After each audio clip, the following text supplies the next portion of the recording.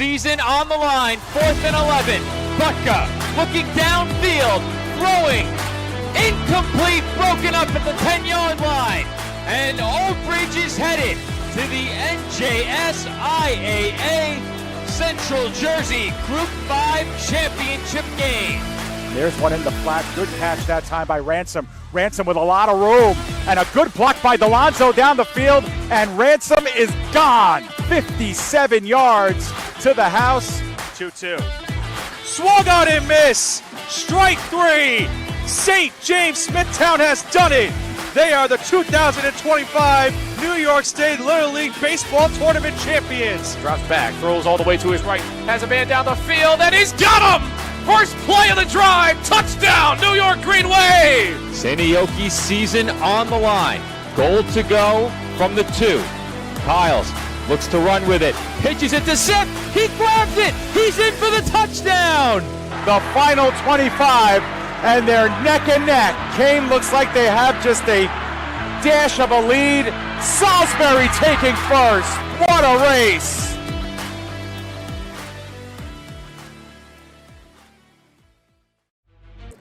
From Porvoo Central Field in Porvoo, Finland, PDF Sports Network is proud to welcome you into coverage of the Vaahteraliiga, the top American football league in Finland, for our PDF Game of the Week.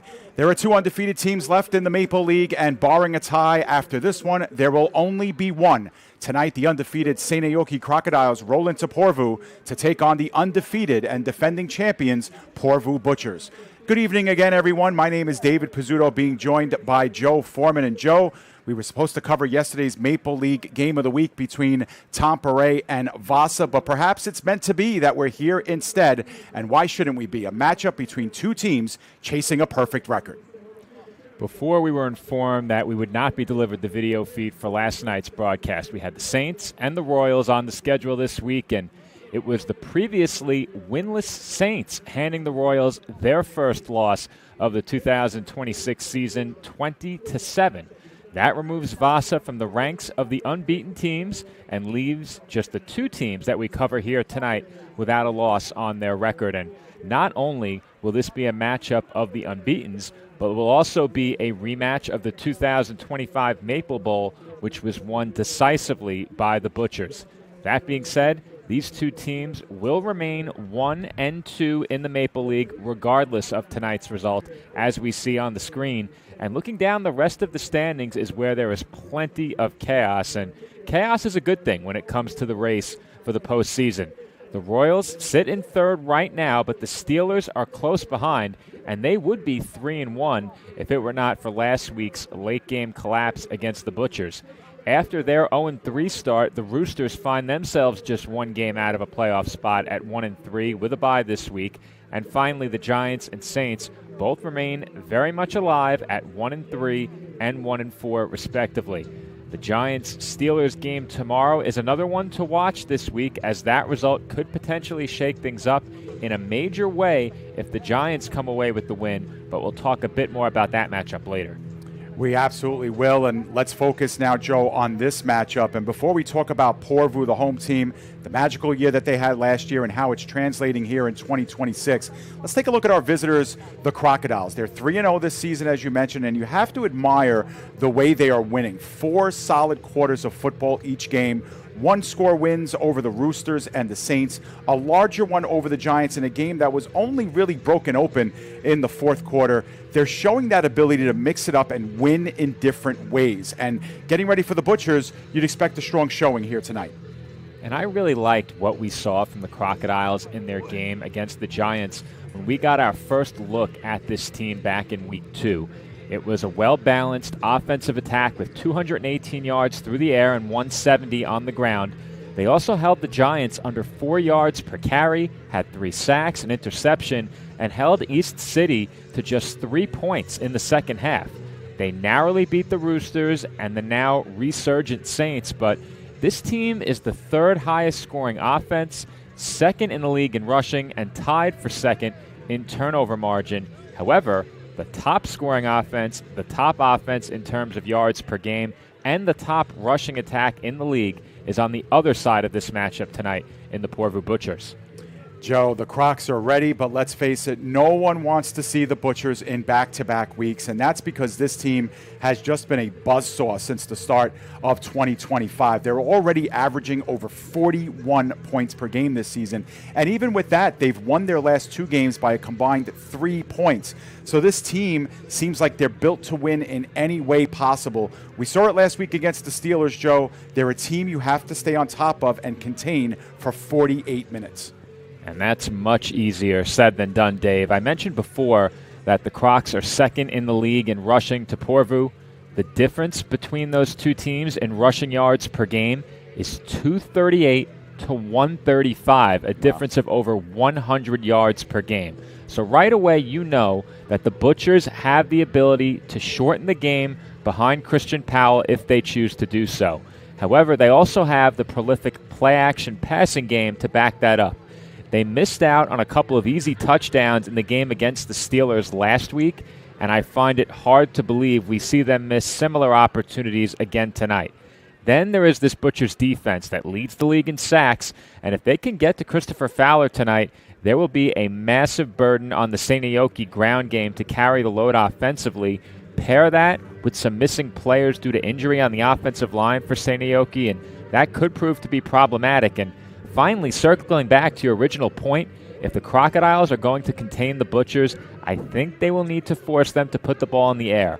Porvoo ranks only 5th in the league in passing yards per game, and if Seinäjoki can just keep receivers in front of them in the secondary and avoid conceding the 2 to 3 massive plays that Porvoo typically connects with each game, they will certainly have a chance to move to 4-0 and end this Butchers win streak that dates back to the start of last season.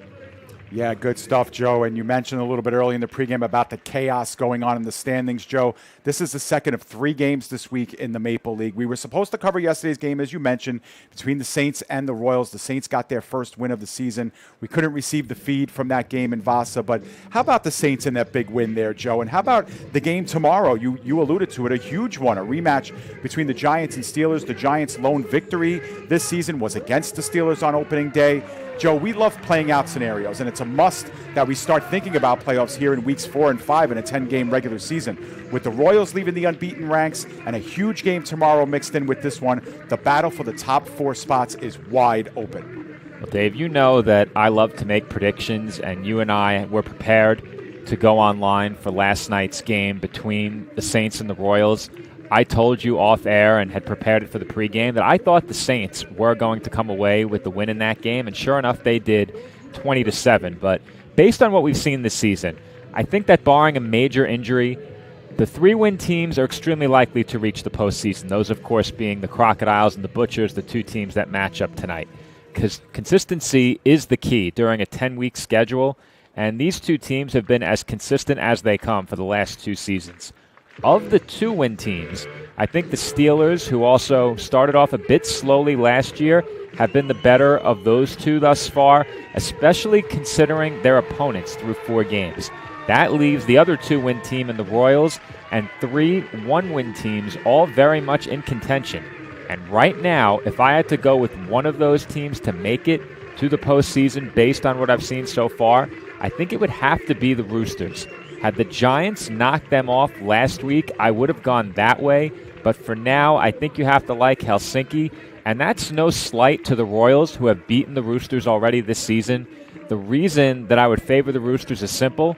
The Royals have an absolutely brutal schedule the rest of the way, and I just haven't seen enough from them offensively yet to believe they can knock off teams like the Crocodiles, the Butchers, and Steelers, all high-scoring teams who they face 4 times in the final 7 weeks.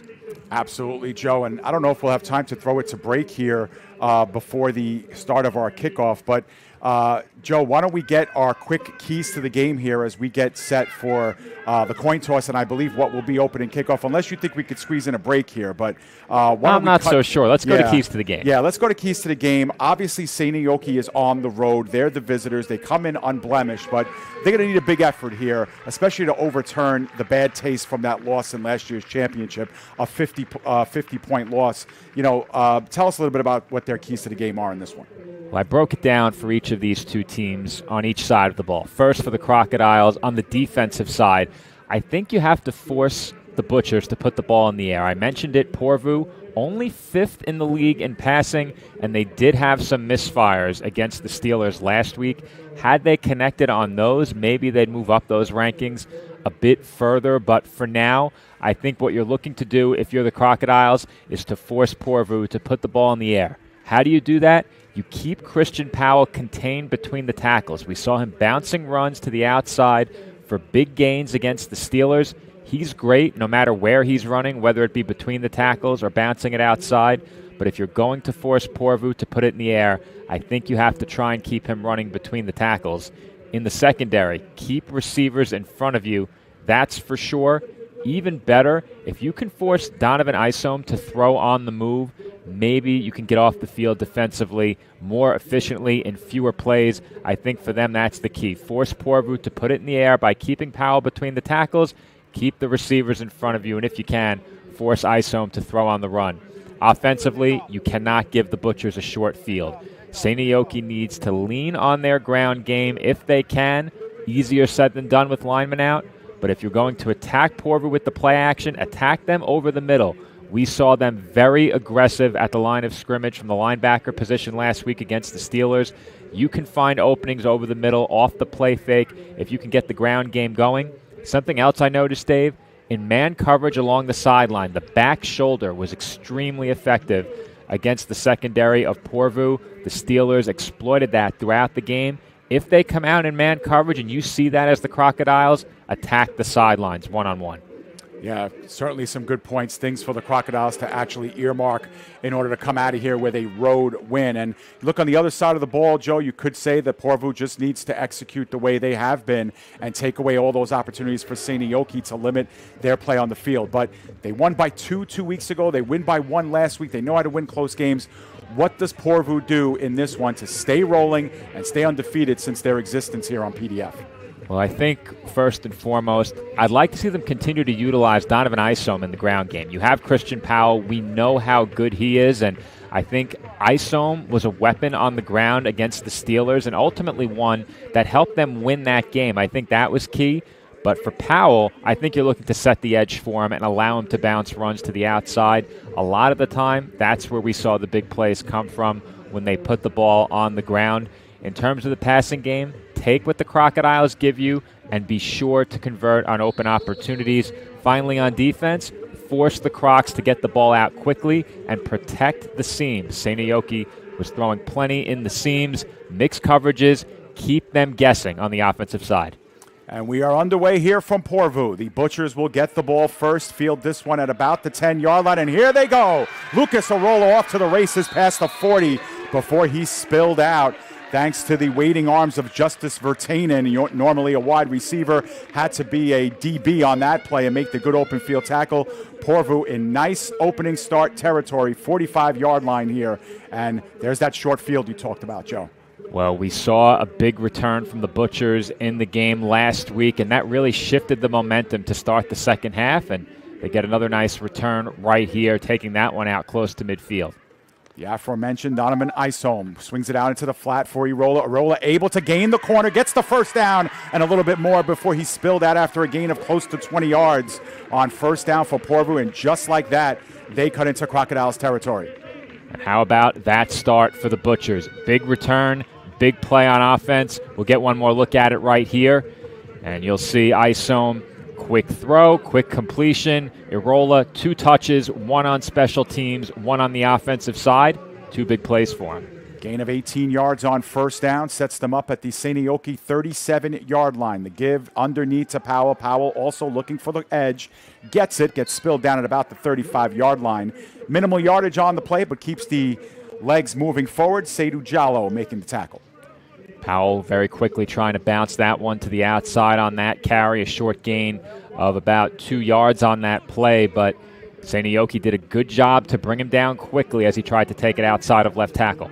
Butchers doing what they normally do, playing in a bit of a hurry-up set, quick to the line, very minimal huddling. Isom's going to tuck it down and run it himself. Straight ahead, has the first down, and a little bit more before he's tackled by number 44, Atu Tuoko. But you mentioned you want to see that a little bit more. The Butchers give it to you on their third play from scrimmage, Joe.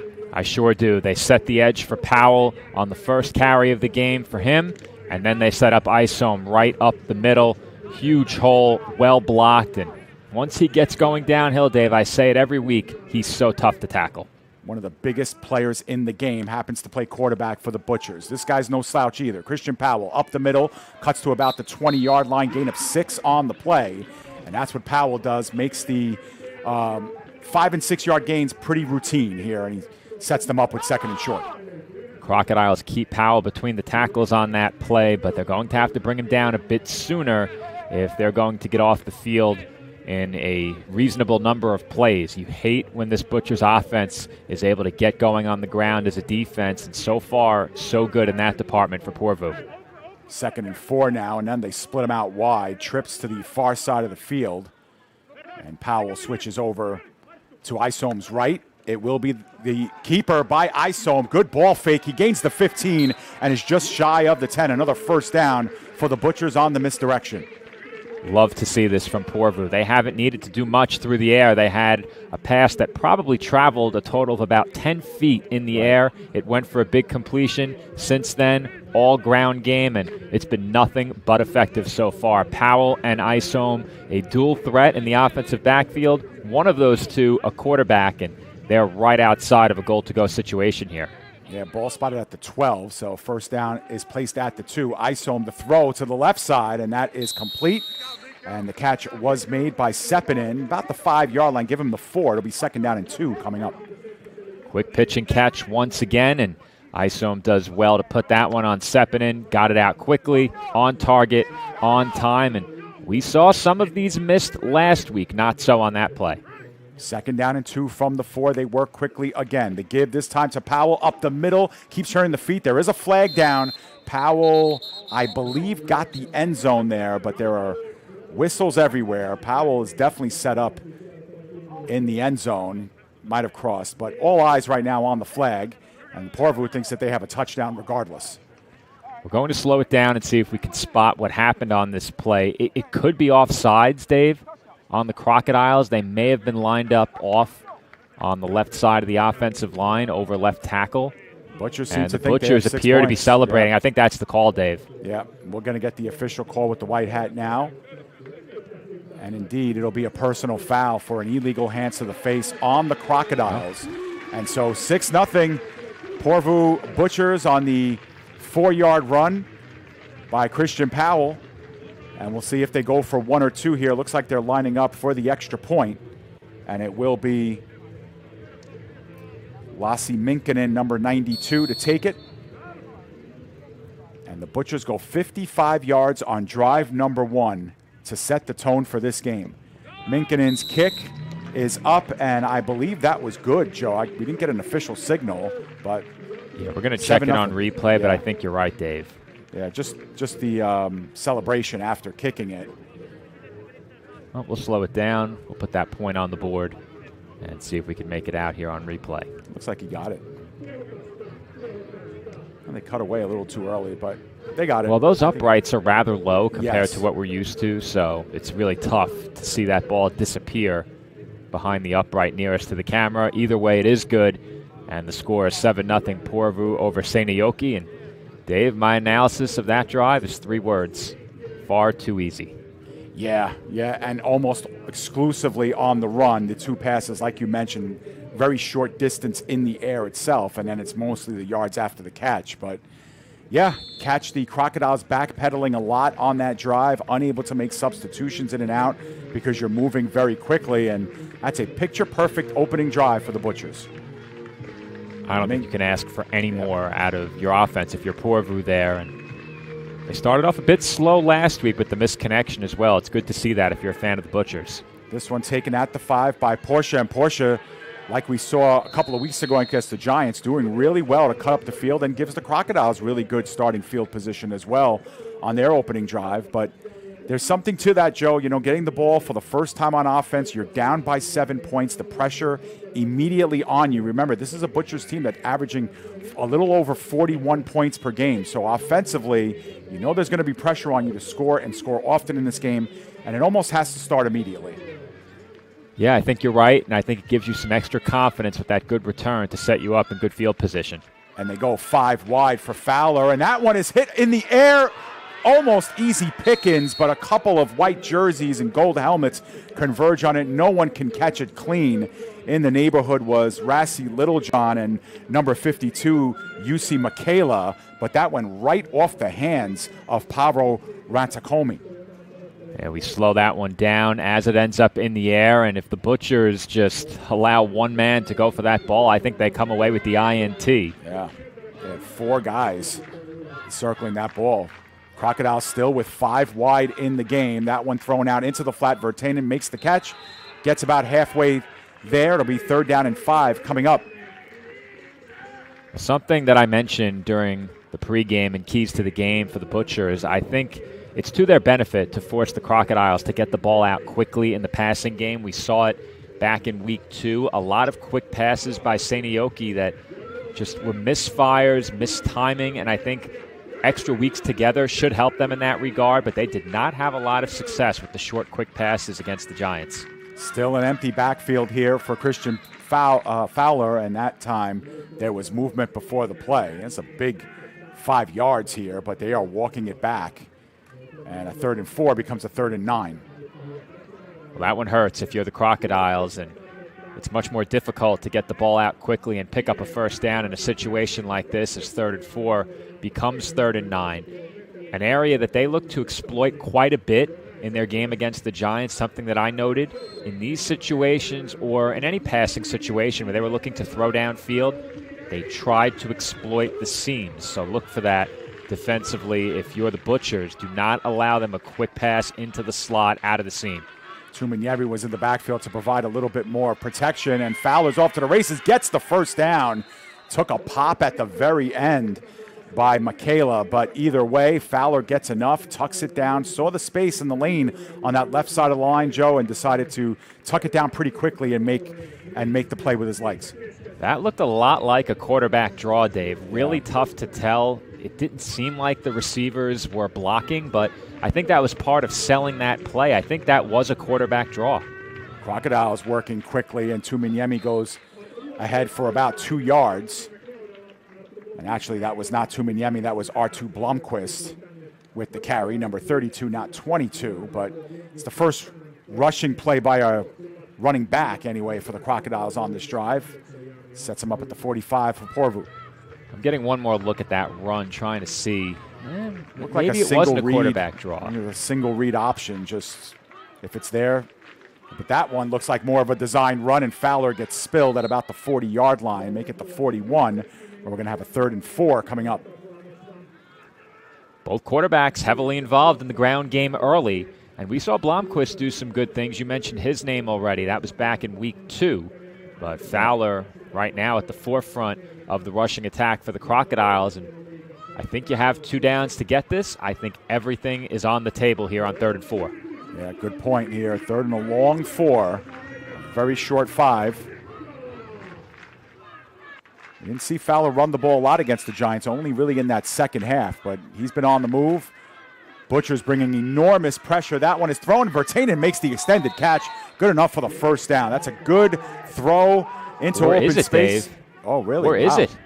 Yeah, I thought he got it, but I don't think they too. gave it to him. That's a really poor spot, I think, and Virtanen was trying to argue his cause. Yeah, it's a 4th down, 4th and inches coming up. Yeah, we're going to get one more look at it on replay. Slow down just a bit. That is a bad spot. That's a really bad spot. Did he reach it before the knee was down is the well, question. He extended that ball before the knee was down, I think. But the Crocodiles are going to go quickly, so they're not going to give us a chance to really take this in. We got a decent look at it. I'm inclined to say he got it, but I think it was a bit closer than I initially thought. See what they dial up here. Again, lots of pressure, and that one off to the right side, and Virtanen makes the catch with the defensive back draped all over him, Kapu Vuha. That's a good catch under pressure by Virtanen. I mentioned before, if you're the Butchers, you'd like the Crocodiles to get the ball out quickly in the passing game, force them to do it. They've done so with great success so far, and they've made a couple of tough grabs in heavy traffic. Bad snap here, and doing well to just throw it away was Fowler. There is a flag down, though. It came out at about the 30-yard line. That play was almost a disaster. Fowler did the right thing by throwing it away, but we'll see what the result of the flag is here. Well, as they talk it over, we're going to get a look at that, and that's just a very poor snap. Good heads-up play to throw that one away by Fowler, and one of the Butchers ended up on his backside. Yeah, I saw that. Near the edge of that play, so perhaps that's where the flag came in. It's going to be a hold on the Crocodiles, so they'll back them up 10 yards and make this one 1st and 20. But, you know, we talk a lot, Joe, about teams self-destructing or committing some self-inflicted mistakes. There's one right there. You've seen how the Crocodiles have been relying on that quick, on that quick drop back and pass. And that time Fowler didn't have a choice. By the time he gathered that ball, things were developing downfield. So 1st and 20 now. Again, they empty the backfield. Fowler, much better snap. Turns to his left, immediately fires, and that one's dropped.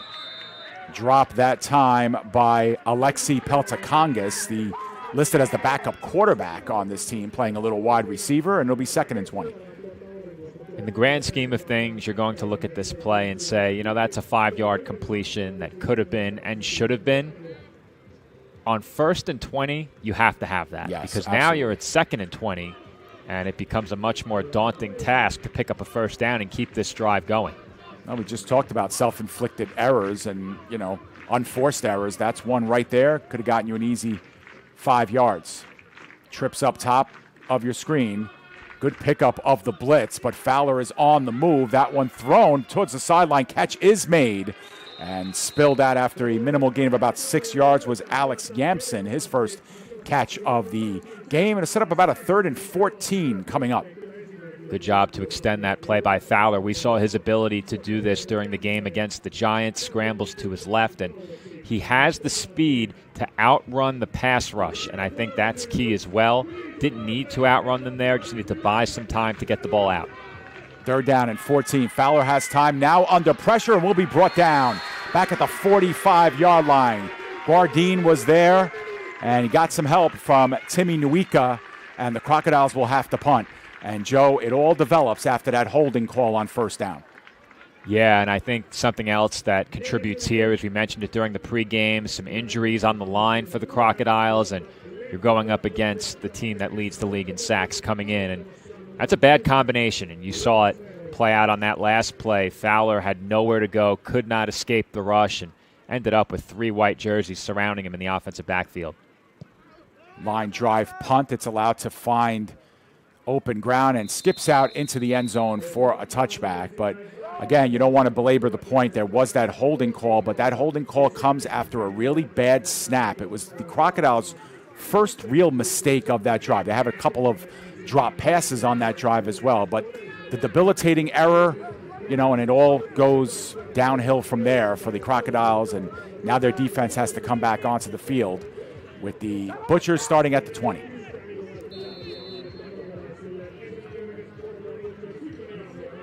They went through this Crocodiles defense like a hot knife through butter. Let's see what happens here on drive number 2, and a very patient Christian Powell busts it up the gut and gets the 1st down. I like what the Crocodiles did initially on this play, and I think I have to like what Powell did even more. The Crocodiles are very well aware that Powell can effectively bounce to the outside and make big plays outside the tackles. They had that area of the field covered. He surges right up the middle, makes that read quickly, and picks up 1st down yardage. An impressive run. Moves the sticks, and the Butchers now will put Irola in motion, going left to right, so he becomes the 3rd wide receiver at the top of your screen. Isom looks in that direction, first looks deep, now tucks it down, getting pressured, but is able to keep his feet and get close to the 1st down again. In the open field and at that 2nd level, Joe, he is a very dynamic runner. Sure is, and when he puts that shoulder down, you're almost in a position as a defensive back where you're torn between getting hit with the truck stick or maybe even moving out of the way. It's so hard to bring him down in the open field. What can you really do? Yeah, Artu Topola took the brunt of that hit. And meanwhile, Christian Powell pirouettes in the backfield, tries to make a couple guys miss, but there's the first negative play of the game for the Butchers. That goes for about a -4 on the play. And that time, for the first time, the Crocodiles were able to get some penetration behind the line of scrimmage. And something to keep in mind, Isom picked up first down yardage on that run just barely. If he had not, this could very easily be a third down situation right now after that big loss. So that extra yard he fought for at the end really matters in the context of where they stand right now on 2nd and 14. Indeed, as Isom immediately fires over to the far sideline. Arola was the pass catcher, and he gets a good quality gain of about 7 or 8 on the play. Gets the loss of yardage back, and then some. Sets up a third and manageable here. I think we're looking at about a 3rd down and 7. Yeah, I thought they were a bit closer, and it appeared same. the initial spot was closer. They did not give him that original spot. Still, they'll spread him out pretty wide here. Isom, one-step drop, looks to tuck it down, is getting pressure, but now gains that edge again. They won't get him before he gets the first down. A good open field tackle, but Isom, once again, delivering the hit at the very end, enough for the first down. Yeah, and you'll see, Dave, once Isom gets into the open field, defensive back on an island, what can you really do here? Yeah. It's a tough tackle as it is when he's coming downhill, but even in the open field, Isom with the little ball fake and just skips right over the linebacker and picks up the first down. And they're back on the Crocodiles side of the field, almost exclusively with the run again. Powell goes up the gut, gets about 4 yards on that play. And the Butchers once again keep the sticks in front of them and keep the Crocodiles moving backwards. And have the Butchers completed a conventional pass yet? I think it's just been screens so far. Pretty much, and yeah. The Rolla rest was has been all on the ground. Yeah, Rolla had the catch, but he was off, wide receiver screen pass. 3 wide receivers now. And we're going to have some movement. The Crocodiles cross the line in order to draw the flag, and they'll back the Butchers up. First flag of the game against Porvoo. There's one way to slow the Butchers down. Yeah. And I was going to say, it's really, this Crocodiles defense hasn't really been able to catch their breath here. I mean, it's been one play after another. Very minimal huddling, as we're used to seeing with this Butchers team. This is their first real chance to exhale, the Crocodiles, in this quarter. We are going to have an official whistle here. We'll see what this is about. It looks like there is a timeout called. I think it might be the Butchers who took it. We'll see if we can get an official signal here, but the camera draws away. I think this was called by the Butchers. All right, so we'll take that off the board for Porvoo for now and hopefully be able to confirm it later. But, you know, we've made the point more than once already, Dave. Seinäjoki just being backed up on defense with little resistance so far. And I think they have done some things well. They haven't given up that big play downfield. The Butchers haven't looked to throw downfield at all. And when they have thrown, it's been a quick screen. So if you're the Crocodiles, I think you may have to take some more chances around the line of scrimmage here and try and make something happen that way. They did blow up the run a couple of plays back, setting up the 2nd and 14, and no problem for the Butchers. They convert and turn that into another first down on the 3rd and 7 run. But I think they have to find a way to contain Powell and Isom at the same time. It's easier said than done, but I think that's what needs to happen in order for them to force Porvoo to put the ball in the air. Yeah, it's so difficult to make this Butchers team one-dimensional, but it's almost like a must if you want to be involved in this game. So 2nd and 11 after the penalty. Isom tucks it down, design quarterback run right up the gut, first down and more, drops the shoulder and gets it in past the 35-yard line. There's one way to make up the penalty yardage and more. Another first down for the Butchers.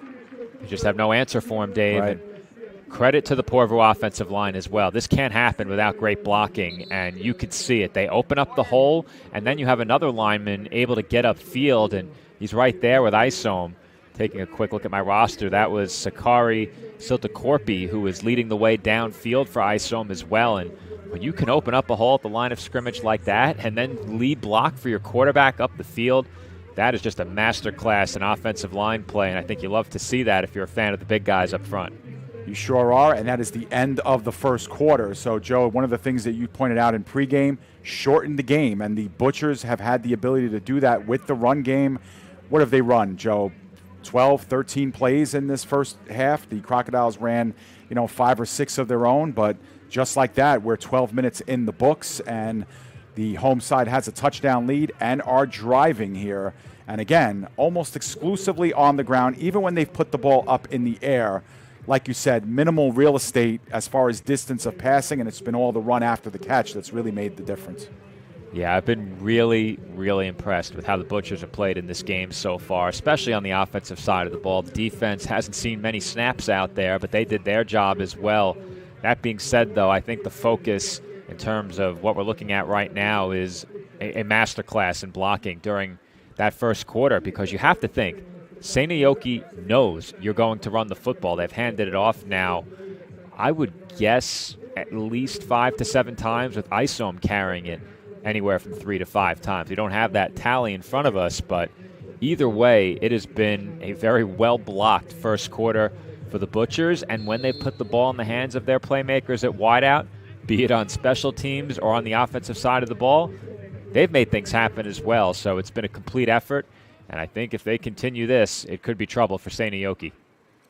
And we'll see if they continue with the ground game. No, they don't. Isom perhaps looking for the long pass and to Arola. And, it's funny, Joe, because I was saying, for an offense that relies so heavily on the big play, they have been working in 5 and 10-yard chunks via the ground game. That's the first time they really tried to take the ball over top. Good coverage down the field, but, again, they were looking in Arola's direction. Well, I said it during the pregame, Dave. They haven't really looked to pass too much in the games that we've covered. They're only 5th in the league in passing. However, they have that play-action passing game to fall back on when they need it. They tried the play fake there and didn't connect on that pass. This give underneath, and Powell springs forward for about 5 yards. And that's why you could take those shots on first down, Joe. You come right back on 2nd and 10, not afraid to run the football.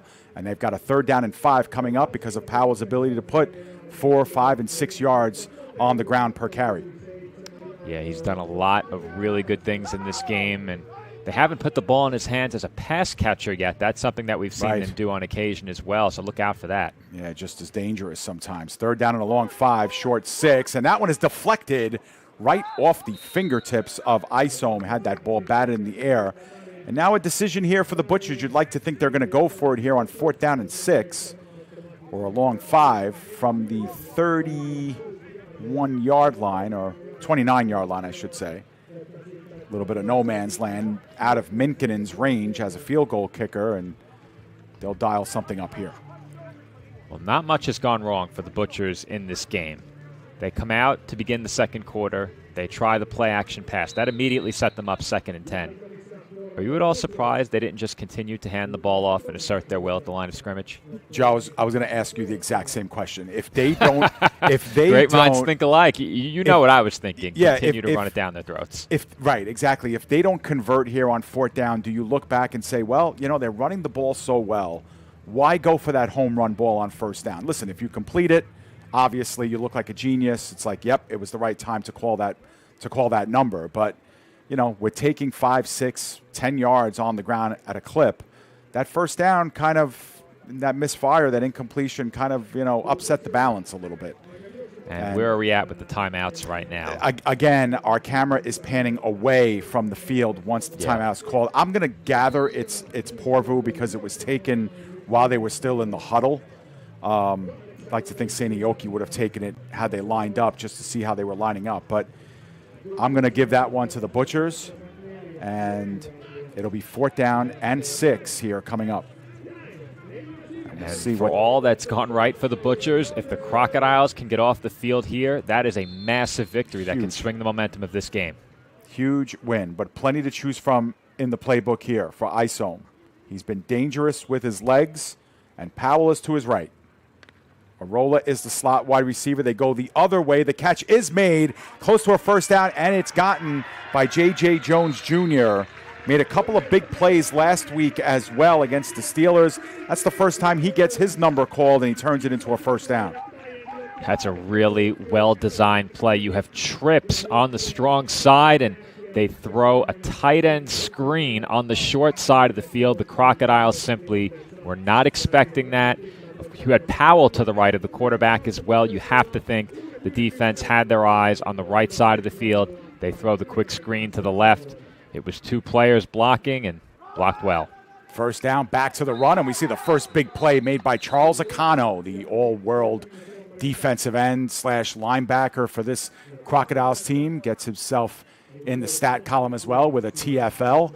And that goes for a loss of about 2 on the play. And, going back to that fourth down, Joe, what a great block by J.P. Flores. I was able to see the replay on my screen in real time. We have a false start on the offense that has been declined meanwhile. But J.P. Flores making a great open field block to spring J.J. Jones Jr. on that fourth down.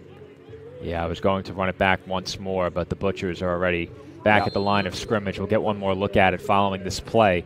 But, yeah, I was saying, Dave, the 2 blockers they had on that play, one of whom you just mentioned, great job.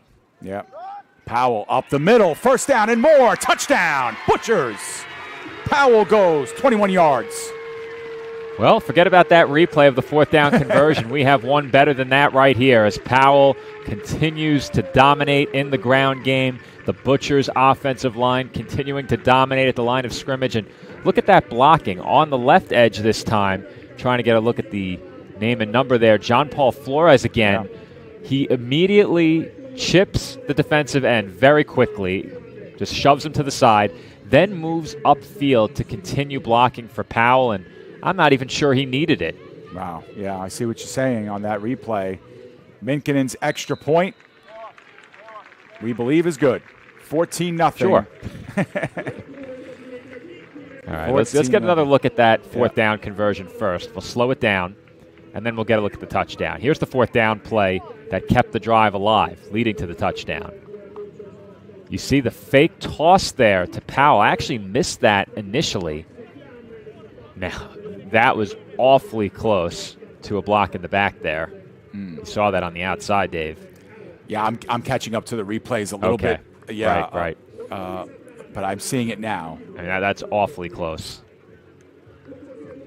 Right at the point of the catch. Yeah, no, I think that's a clean block. It looks like he got the shoulder pad, and he just sent here's the touchdown. Hakila for a ride.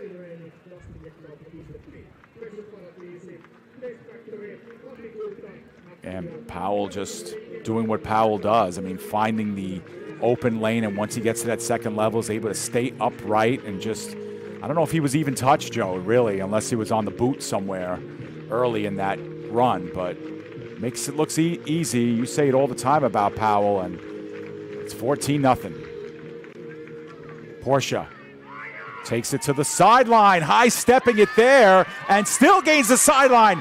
He is inbounds and gone. Portia answers back, and the Crocodiles are on the board.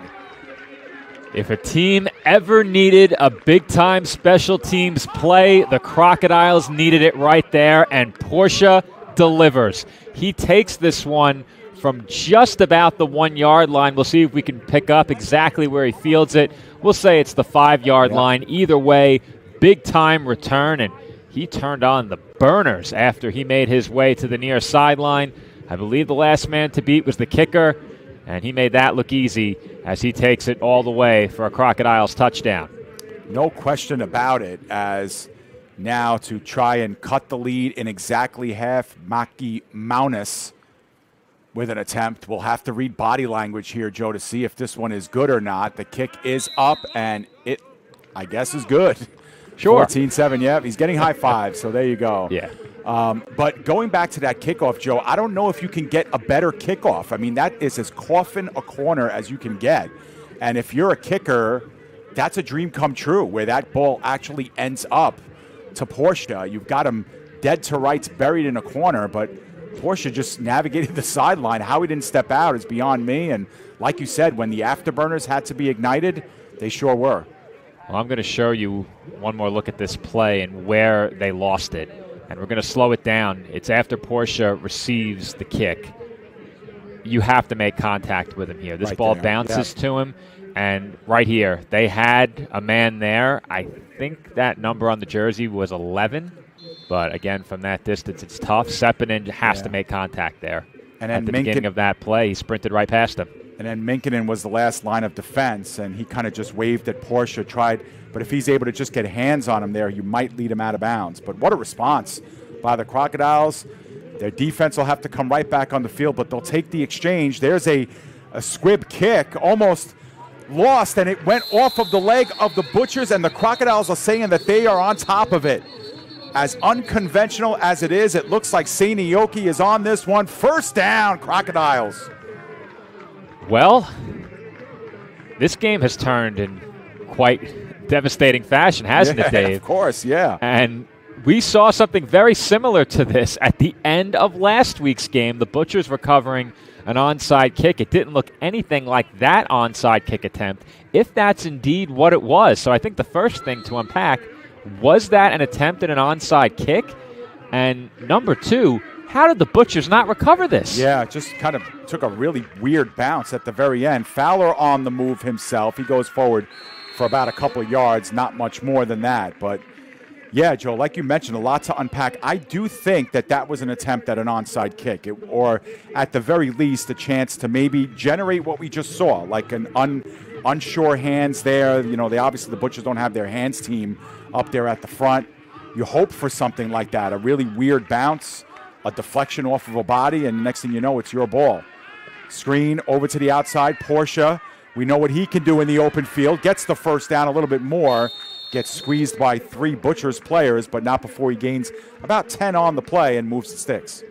Well, Porsche with some nice moves here after the catch. It was well blocked initially, and then once he gets around those first 2 blocks, he has to make a man miss in the open field. And not only did he make him miss, he immediately accelerated upfield off of that juke move and picked up first down yardage.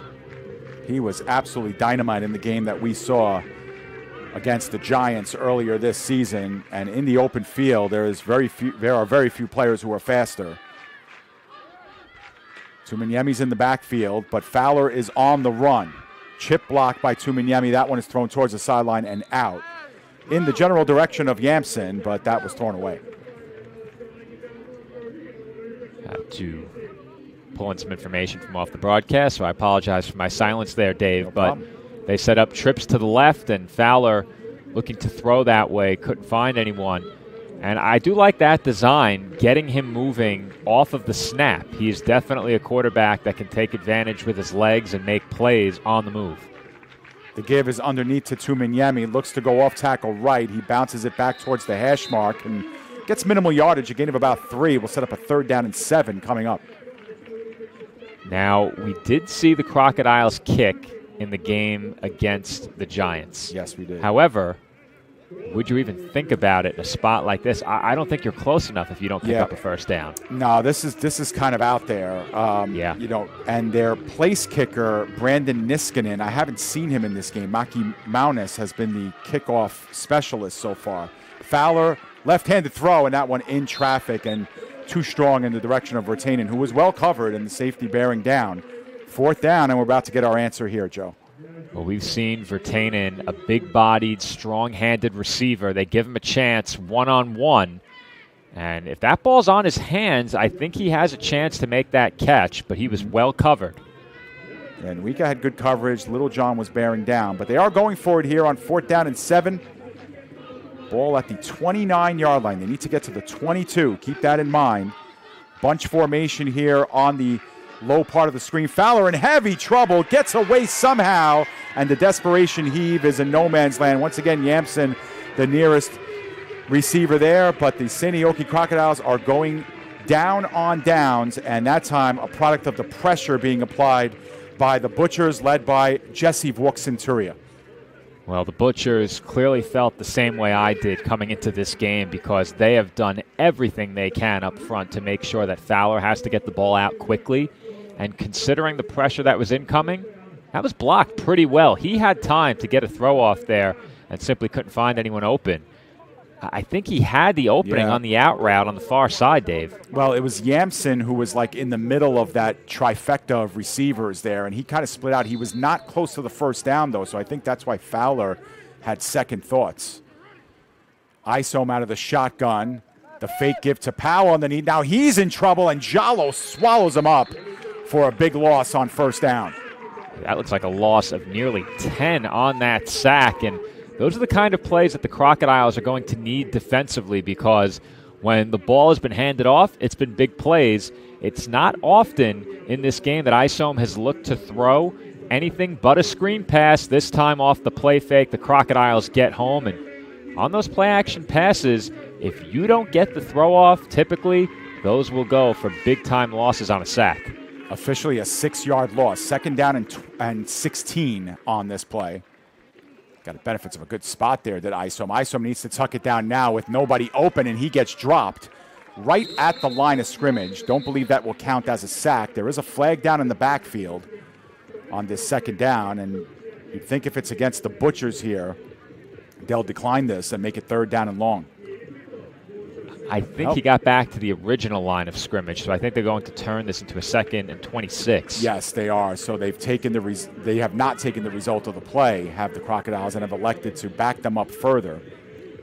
So, yeah, and that was outside the 20, so that's going to be a full 10 yards. So 2nd down and 26 coming up. A couple of real big plays coming up. We know, as good as the Butchers run the football, they are the kings of the home run ball, and you have to really watch out here for the long-range attack. I think the Crocodiles are in a better spot to prevent that, knowing they have to throw it or are likely to throw it. Isom looking near side, now has to turn the other way, is on the move. The throw to Powell in stride. Gains the original line of scrimmage, drops the shoulder, and gets close to the 1st down. He needed 26. He got about 23, Joe. And this is going to be a 3rd down and short coming up. Well, I said it during the Butchers' last drive, Dave. We'd yet to see Powell factor in as a receiver. And when it looked like this play was broken and that Isom was going to have to tuck it and run, Powell is there, and he tiptoes the sideline, breaks a couple of tackles, and picks up a modest gain of 23. Right. It's now 3rd down and 3.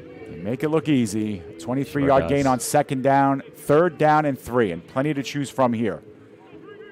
Powell joins Isom in the backfield, gets the carry, met behind the line. That's a good job. That ball is out, and the Crocodiles scoop it up, and they have got it. A fumble indeed on the play, scooped up by Artu Heikila, and the Crocodiles take over at the Butchers' 25. Disaster strikes for the Butchers here on 3rd and short. The Crocodiles sold out on the run there, and there was no chance for that play to go anywhere. A great tackle as well to prevent a touchdown by one of the offensive linemen. I think that was Flores who made the tackle to save 6 points, but the Butchers making uncharacteristic mistakes in the game against the Steelers do so again right there. You do not expect that from Powell. Certainly do not. He knew where the 1st down marker was, tried to continue to work hard, and got stripped. Ball spotted at the 26. That passes to Portia underneath at the 20. Slides out of one tackle, gains the left side, out past the 10, and gets spilled out finally at the 5-yard line by Timmy Nuika. But how's that for a 1st down gain of 21 yards? 1st and goal, Crocodiles. He's slippery, Dave. He gets the ball in his hands, and you think the defense is there to make the play and bring him down. How did they fail to tackle him here? Yeah. 4, maybe even 5 Butchers right there. Portia, having none of it, ends up setting up 1st and goal from the 4. Blomquist back in at running back. He goes right up the middle, gets met by a pair of Butchers, takes it to about the 4-yard line, but that's all. Minimal gain there. But you used a good adjective for Portia, slippery, and that's a really good way to characterize his run in the open field. Got some oil slick on that jersey. 2nd and goal from the 4.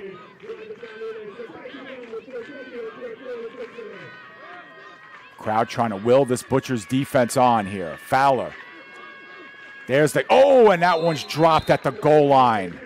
And that one was Portia. You know, we saw him drop a couple of passes in that game against the Giants, Joe. Maybe the one weakness to his game. But that one put right on the numbers at the goal line. Just dropped by Portia. It'll be 3rd and goal. It will slow it down a bit as well. And they got the look they wanted out of the bunch. That is a route concept that very commonly frees up that man on the outside of the bunch coming over the middle, and he just dropped it. Giant play here coming up on 3rd and goal from the 4. Turnaround shot to the end zone. Touchdown! Crocodiles. That ball came out a little bit late, but the catch made by Alexei Peltakangas, and the Crocodiles are an extra point away from tying this puppy up. What a response by the Crocodiles, trailing 14-0 against the defending champs. They get the kick return. They force the turnover. After the fail to score following the onside kick recovery, they were not deterred, making a big play on defense. Peltokongas makes a big play on offense right there from Fowler for 6. Extra point could tie it. This time we'll get a look at it here. Makimaunis up, and did we get the call? It's good. 14-14 is our score. The Crocodiles have gotten even. Not the way you probably drew it up if you're head coach Jamie Hill, but they'll take it. We're back to a 0-0 game here, mid-stages of the second quarter. Here's a slowed down look at that touchdown as well to see exactly when that ball came out. And that is certainly a catch, no question about it. Came loose well after Peltokongas ended up on the turf. So the Crocodiles, with the PAT, have tied the score at 14. And given the way this game started, Dave, I'm not sure either of us could have seen it turning in this direction so quickly. Yeah, it's a good point, but we also know enough about this Crocodiles team, Joe, to know that they don't really blink a lot when they're down. I mean, we saw them down by a couple scores in that playoff game against the Steelers last year. They came back to tie it and then win it in overtime. And, you know, they're a kind of team that picks themselves off the mat pretty quickly. And it took a big special teams play as they skip one off the ground again.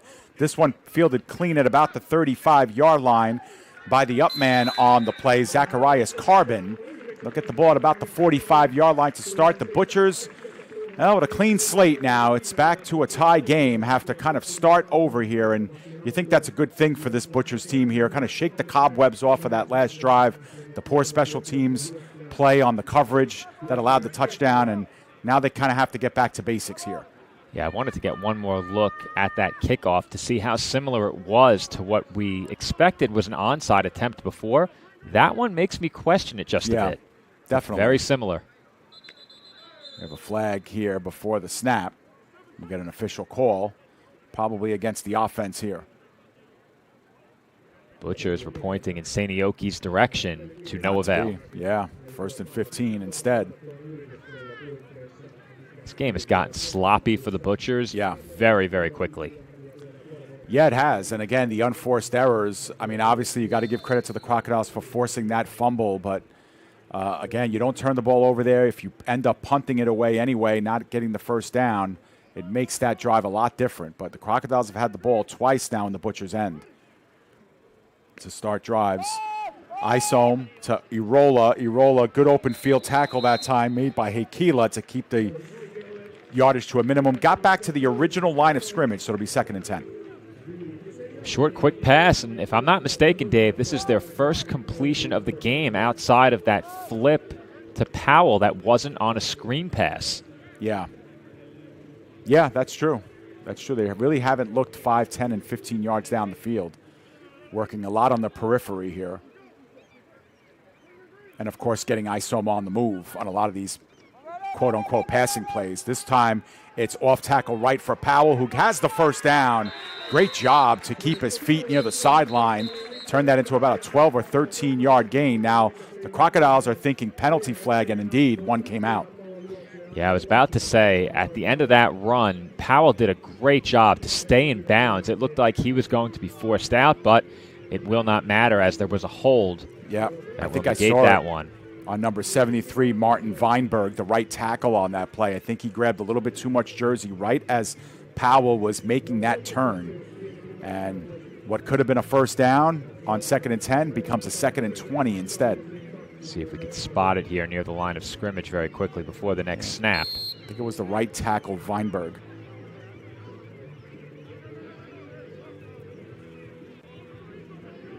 Little grab of the jersey. In any event, 2nd down and 20. Probably forced the Butchers into a more dimensional look here. They do look once again on the flare, and the catch is made by number 12, Amjad Al-Rubey. His first catch of the game gets him again back to the original line of scrimmage. Maybe a yard short of it. It'll be 3rd down and 11 coming up. And you'll take that if you're the Butchers. You pick up 9 of the 20 you needed. They hurry to the line. We'll see if they can catch the Crocodiles here. And I think Seinäjoki needs a timeout, and they sure do. Irola was unmarked near the bottom of the screen. Yeah, good pickup on that, Joe. I was about to point that out as well, but Irola was kind of on an island there, and Jamie Hill saw it. He was right in front of him, and he motioned for the timeout, got it. So the Crocodiles take what we believe is their first timeout of this half. In a big spot here on 3rd down and 11 from, their own 45, 44-yard line. This is a punt situation if they don't make it or don't come close here. So Seinäjoki sensing this is a big moment in the game. It's essentially 0-0 again. And this is a big play coming up. Here's one more look at what Seinäjoki was working with defensively ahead of what would have been a 4th down snap. And paused it a bit late, but you could see just how much room Irola had near the bottom of the screen and a massive cushion as well. So it would not have taken much to swing that ball out there and pick up a 1st down. We'll see what the Butchers look to do. And I think if you're Seinäjoki and you get off the field here, all of a sudden you're thinking double dip before halftime. Score, take the lead, and then get it back. Never could have imagined that would be an opportunity they'd have early in this game. And a lot of it depends on this play right here. 3rd down and 11. Crocodiles show blitz here. Now back off. Haven't really gotten a lot of pressure on Isom, especially on these 3rd and long situations. Isom with a good clean pocket, steps up in it, gets taken down, and will only get about 3 or 4 on the play, well short of the 1st down. It'll be 4th and about 6 coming up right at the 49-yard line. So a big decision here. It does look like the Butchers are pouring in the punt team. I was about to ask you whether or not you even consider it, and I think with the momentum of this game, you can't. I agree. I think you have to pin them deep. But when you have a guy like Porsche returning punts now, you have to make sure this punt is a good one, has a lot of hang time, so he cannot race into one and, get a return down the field. Minkin in with the kick, gets it off. It finds open turf. The Crocodiles get away from it wisely, and it's down at about the 14-yard line by Rassi Littlejohn, and that's where the Crocodiles will take over. Well, Isom also, I wanted to make the point following that 3rd down play. He very dangerously reached out the football at the end of that play as well. And with how short he was of the sticks, only bad things could happen there. I would expect we are, at this point, well beyond the midway point here in the second quarter. This could very well be the last offensive possession of the half. Yeah, I agree. We haven't gotten a signal for 2 minutes yet when the official in the white hat will announce that. But, yeah, we are drawing nearer to the end. Flare pass over to Porsche on the near side. Porsche makes one miss, and they're grabbing for that football, but not before Porsche gets about 5 yards on that play. Well, that play turned out a lot better than I think it appeared it was going to when that ball was snapped. Yeah, same. It looked like the Butchers had it read pretty well, and there was 2 defensive backs waiting there to meet Porsche, Nuika and Royko. Neither one really made the tackle there, but held him up enough to make it a 2nd down and a long 5. Crocodiles almost exclusively in the air themselves. This time opposite way to Porsche. Porsche gets another 2 or 3 yards on the play. It's going to be short of the 1st down by about a yard or 2. But the Crocodiles just working in small chunks here. This 3rd down is going to be a big play. If you give the ball back to Porvoo, they could very well get it right around where they punted it. And you don't want to give them that chance for the final offensive possession and a score to take the lead before halftime. You want that opportunity for yourselves. Porvoo's been very good in this situation defensively on these 3rd and 4th and shorts. We have an official whistle here. It is the 2-minute warning. At least I think that was the mark. I think so. Yeah, I think so. And this is a very big moment in this game, I believe, Dave, because if the Crocodiles can convert here, even if they don't score, they will likely have the opportunity to take the rest of the half with them if our timeout tally is correct. Porvoo, we have with just 1 timeout. We have Seinäjoki with 2. So if the timeout tally we have is correct, Seinäjoki could take us to halftime on this drive with just 1 more set of downs. To get that, they need to convert here. And if they don't, Porvoo gets it back. And if the punt takes a Butcher's bounce or something more catastrophic happens, all of a sudden the Butchers can take the lead back and go into halftime up by as many as 7 or 8. Let's tap into your foresight, Joe. What are you calling here on 3rd down and 1? I think I am finding a way to show screen, and I'm keeping it in the hands of Fowler. I'm running at the quarterback. All right, well, Fowler is alone in the backfield here, so they are spreading him out. 5 wide, 3 on the near side, 2 up top. Virtanen is a big factor here. I believe he's in the slot on the top of your screen, and we have a flag that comes in from the Butchers secondary. Delay of game on the Crocodiles, and that changes things, huh? Can I take my prediction back? Yeah, you're going to have to, I think. Yeah, I think you just went from entire playbook open. You can call just about anything, and the Crocodiles have put a lot of faith in their receivers in tight coverage, in short yardage situations. They're going to have to put some faith in somebody here. I look for it to go to Virtanen. See if the Butchers bring pressure. They do not. Just a rush of 4, but they do get pressure on Fowler. Looks middle of the field, and on the ground making the catch was Yamson. First down, Crocodiles. Throwing across his body, Fowler gets the hookup. Talk about a big-time play from your quarterback, and credit to the receiver on the back end as well. That was far from an easy catch, but Fowler, as you said, Dave, throwing across his body, able to connect downfield, as we have another whistle coming in before the Crocodiles could get to the line. Yeah, and you know what's interesting there, Joe, is I think the Crocodiles sped up, a little too quickly, because those sticks were not even set yet when they snapped that ball. And remember, the clock is stopped after a first down to reset the chains, and the Crocodiles kind of, try to get that play off a little bit prematurely, and they paid the price, lost 5 yards. The clock does stop, though, with that penalty. Big-time connection there between Fowler and Yamson. He had to go down and scoop that one off the turf. Came back to it as well, giving his quarterback somewhere to go with the football. And now, if you're Seinäjoki, you're in firm control of the clock and possession here to close out the first half. You cannot afford to give the ball back to Porvoo with any significant time remaining, as I believe Seinäjoki just called timeout. Well, yeah, I think they did. At first I thought they were motioning for like how many timeouts each team had left. But you know what? Maybe this is the 2-minute warning, Joe, because could be. I saw the official put up the number 2 following this I think timeout. that was their second call timeout. You think so? Okay, so they might be down to 1 themselves. I'm inclined to agree with you as well. Yeah, I don't think there would have been a timeout called in the situation before. Right. So, again, we don't have the official tally of timeouts, but we believe that both teams have 1 left, and we are inside of 2 minutes to play. And we're at about the 40-yard line here, actually backed up to the 35. So the Crocodiles, to get it into field goal range, you're looking at least 40 more yards, maybe even 50 to get it inside the 20-yard line of the Butchers. So they have a pretty significant distance here to go, but it's first down and 15. 5 wide receivers in the game. Chance for the Crocodiles to take the lead for the first time. That one is tipped, and it's intercepted by Nuika. And he takes it back and gets tripped up at about the 30-yard line. But, Joe, that ball was tipped at the line of scrimmage. It came off Fowler's hands. And, wow, what a break for the Butchers.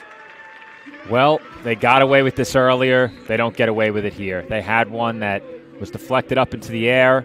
The Butchers had a chance to pick it off. They didn't. This time they make no mistake. And, Dave, they just did exactly what I said they could not afford. You could not give the ball back to Porvoo with any significant time left in this half. You go from, at worst, a tie score at halftime to now potentially trailing by a touchdown. Yeah, 100%. And again, you can't fault Fowler for the bad throw because it was just a great play made by Jesse Vok-Centuria to...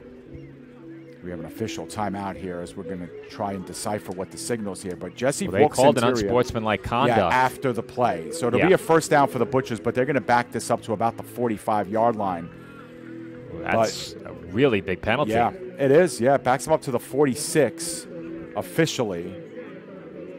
But, yeah, a dead ball after the play, personal foul. You can't have that. That's a thorn in your side if you're a head coach Vaux-Centuria as well. But it was Jesse Vaux-Centuria who made that play, and what a great job he did, kind of throwing his elbow into the passing lane, I think, and got it off the forearm, and allows Nuika to get the easy pick.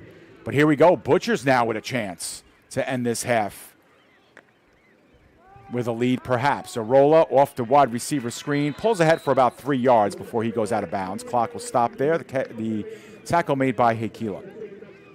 Short, quick completion, and I think both teams are okay with that. If you get out of bounds and you're Porvoo, you'll take the yards. The Crocodiles keeping the receivers in front of them again, and that looked like another short screen pass style look from the Butchers, and that's been really the bread and butter of their passing game so far. They haven't had any of those big connections yet.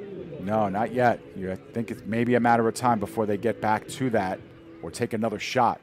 4 wide receivers this time, 3 at the top of your screen. That's the direction Isom looks, puts it in a pocket, and finds Arola at about the 25-yard line before he quickly steps out of bounds. That was actually Sepinen with the grab. First down, moves the sticks, and the Butchers are in business.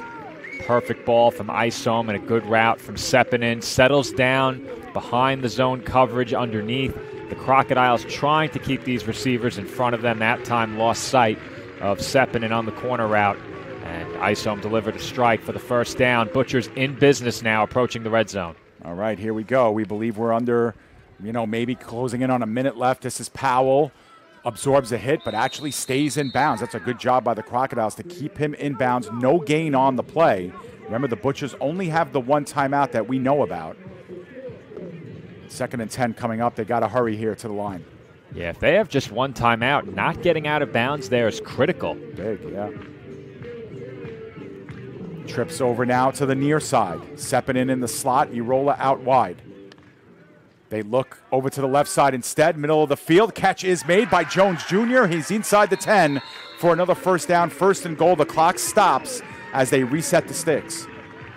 They'll hurry to the line here. We'll get one quick look at that completion before the next play as the Butchers hurry to the line of scrimmage. Big moment in this game. Will they run a play or spike it? They will run the play. It's Powell up the middle, gains the 5-yard line. And it'll be 2nd down and goal from just inside the 5. The Butchers still not using that final timeout. They have enough time to run some plays here now. We have whistles rise up. Timeout is called. It looks like it's going to be called by the Butchers, and by our count, they have none left. Well, I have to say, Dave, after that last completion, I expected them to call timeout ahead of 1st and goal. However, if you do that, it probably takes the run off the table for goal to go. So They get to the line, they run it quickly, they do get closer, and we'll see what they do now. Are they willing to run it again with what we believe is no timeouts remaining? Yeah. Big situation here and a big-time decision because you have to think the Crocodiles are going to be very alert to the short, quick pass, not going to allow that, especially the screen. Maybe if they give them a look as if it is a screen, Isom can keep it and follow blockers in for a touchdown. We saw that twice in the game against the Steelers last week. You have to have your eye on the screen pass and the quarterback draw here. Yeah, I think the quarterback draw is more likely the scenario where they opt to run it. And if Isom doesn't see the lane, he just gets rid of it and throws it away. I don't think you can afford to run the ball here. I don't think there's that much time left. Maybe a chance for 1 or 2 plays tops. And Dave, very quickly, I was about to say, if they come out in trips, scrap everything I just said and watch that outbreaking route to the corner of the end zone. All right, we'll see if it's Sepinen or Arola. Arola's the slot man here. But Isom is going to take it himself. A design quarterback keeper bounces off a tackler and makes it into the end zone, and the Butchers are back on top. Quarterback power, one of my favorite plays down around the goal line and executed well by the Butchers. It was our first instinct, quarterback draw. I think you and I were in agreement. They show that trips look. That's a look they love to pass out of. You have to think the Crocodiles knew that, and I think that worked to the advantage of Porvoo on that play there. You get the defense thinking, have an eye on that pass right side. Maybe they won't run it with no timeouts. They run it, they score, and they now lead by 6. Great way to cash in. That one is blocked at the line of scrimmage, so that PAT fails, and the score remains 20-14 in favor of the Butchers. And what a difference that interception made. The turnover ends up in points the other way, and we will have a kickoff here before this half is over. And last time the Butchers kicked off, it went for 7 the other way. So this is a pretty big kickoff here and a pretty big decision by the Butchers what they opt to do with this, if they sky this one up short or if they squib it like the Crocodiles did in their half. I think it comes down to how much time you have left before the break, and I would venture to say it's, without a doubt, less than 30 seconds. Yeah, I would agree with that. It could be less than 15 seconds. Yeah, it's the one negative of our broadcast here is we don't have access to the clock, and in this venue, the clock is on our side of the football field, so we don't get a chance to even pan to it at times.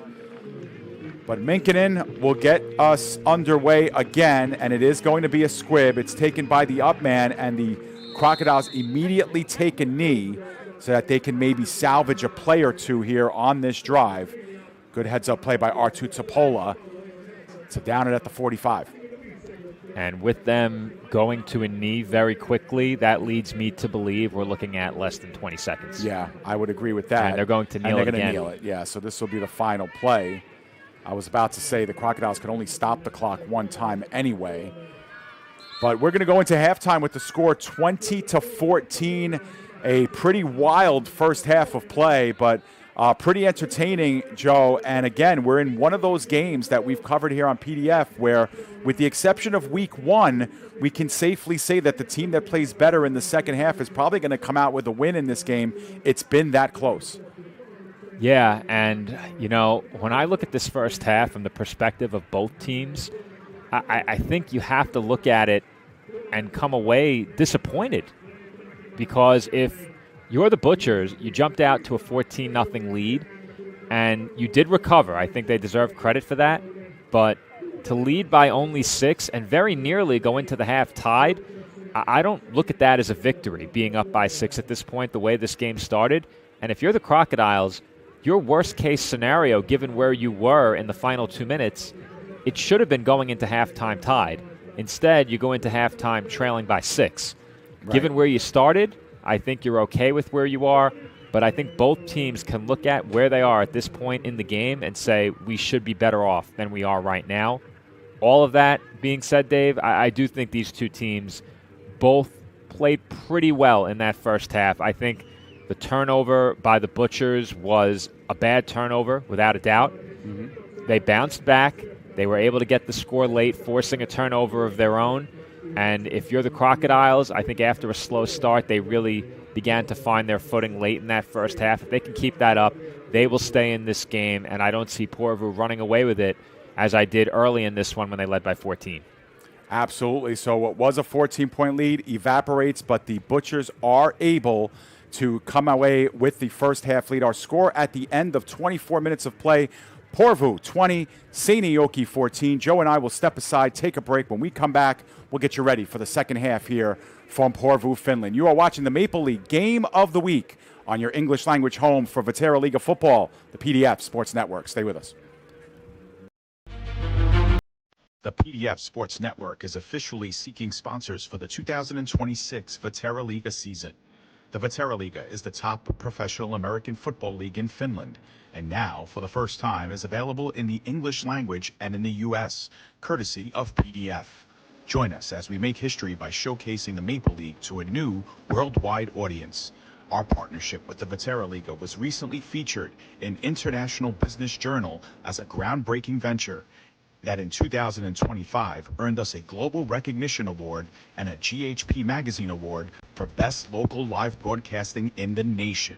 It's time to bring our coverage to the next level and showcase your products and business to local and international audiences. Show your support now by calling us at 732-723-8189 or by emailing pdfsportsnet@gmail.com.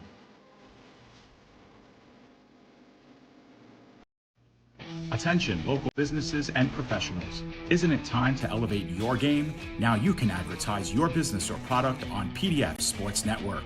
Your ad will appear on all of our broadcasts, including this one. Don't have a commercial? We'll make one for you, absolutely free.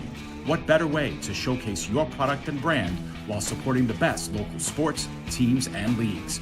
Call now at 732-723-8189 or visit us at pdfsportsnet.com.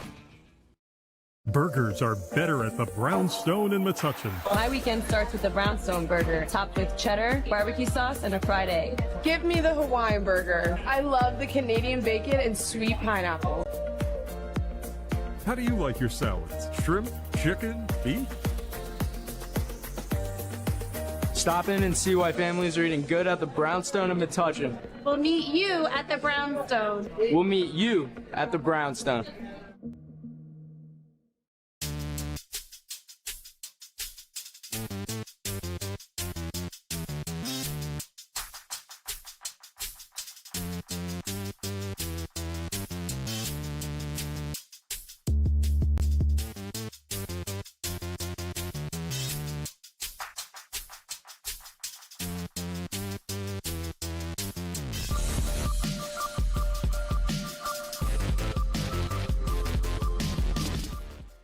Refined, restorative, results-driven.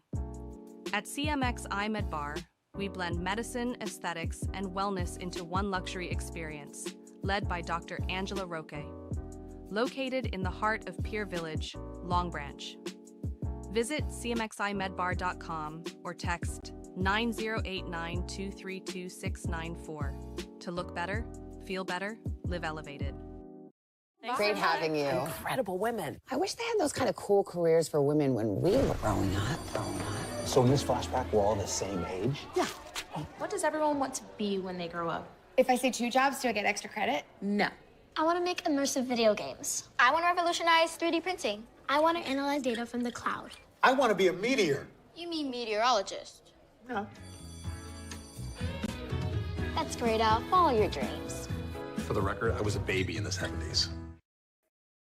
No, I'm right. The podcast that uncovers the origin stories of some of the biggest names in sports, media, and entertainment. Nick Durst here along with Joe Calabrese. Here we are, 200 episodes later. Got 150 episodes with guests, our friends, soon to be your friends. Well, it's pretty clear, Joe, that it's all about You Know I'm Right, the podcast. That's my You Know I'm Right moment.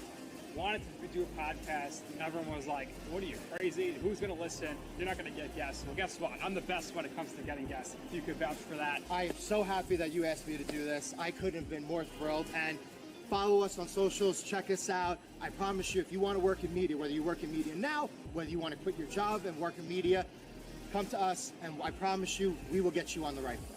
That's what it's all about, uncovering the origin stories of some of the biggest names in sports, media, and entertainment. Keep it locked on You Know I'm Right. Welcome back here to Porvoo, Finland, where the home side Butchers managing to salvage a 6-point lead at halftime. It's 20-14 over the Seinäjoki Crocodiles. Pair of undefeated teams. Only one will be undefeated after this evening's game, of course, barring a tie. And, you know, Joe, we spoke a little bit off air during the commercial break about it wasn't the cleanest of games. There was a lot of sloppiness. There were a lot of penalties, especially in that second quarter. But at the end of the day, Porvoo has a lead that they probably deserve to have after coming out to 14-0. But the Crocodiles are within distance here and should feel very involved in this game, enough to feel that they could sneak out a win here on the road. Like I said before, and I'll just repeat it for those who may have missed it as we headed into break, I don't think either team is happy with where they are at halftime, given where they were at one point or another in that first half. If you're the Butchers and you're leading by 14, I don't think you expected to be tied with under 2 minutes to play in that first half, barely escaping with a 6-point lead. And if you're the Crocodiles in possession of the ball with about, let's say, 90 seconds to go in that first half, you don't expect to give it back to Porvoo in plus territory and then allow a touchdown. So I think more so for Porvoo, they played pretty well in that first half, especially in the early going, but it seemed like the game began to slip away from them when the Crocodiles returned the kickoff for the touchdown and recovered the onside. Those were 2 failures of special teams for the Butchers, and then following the touchdown, they had a PAT blocked as well. So during that first half, there were 3 separate failures on the side of special teams for the Butchers, and I think that needs to be cleaned up for sure. They were the better team offensively by my estimation. Both teams had their moments defensively, but again, the Butchers, they allowed 7 points on the return and 7 points a bit later after the Crocodiles had what was about, a 20-yard field following a turnover. Yep. Mm-hmm. So the defense of Porvoo in that first half did their job. The offense gave the ball away in a bad spot, and they were let down by special teams on 2 or 3 separate occasions.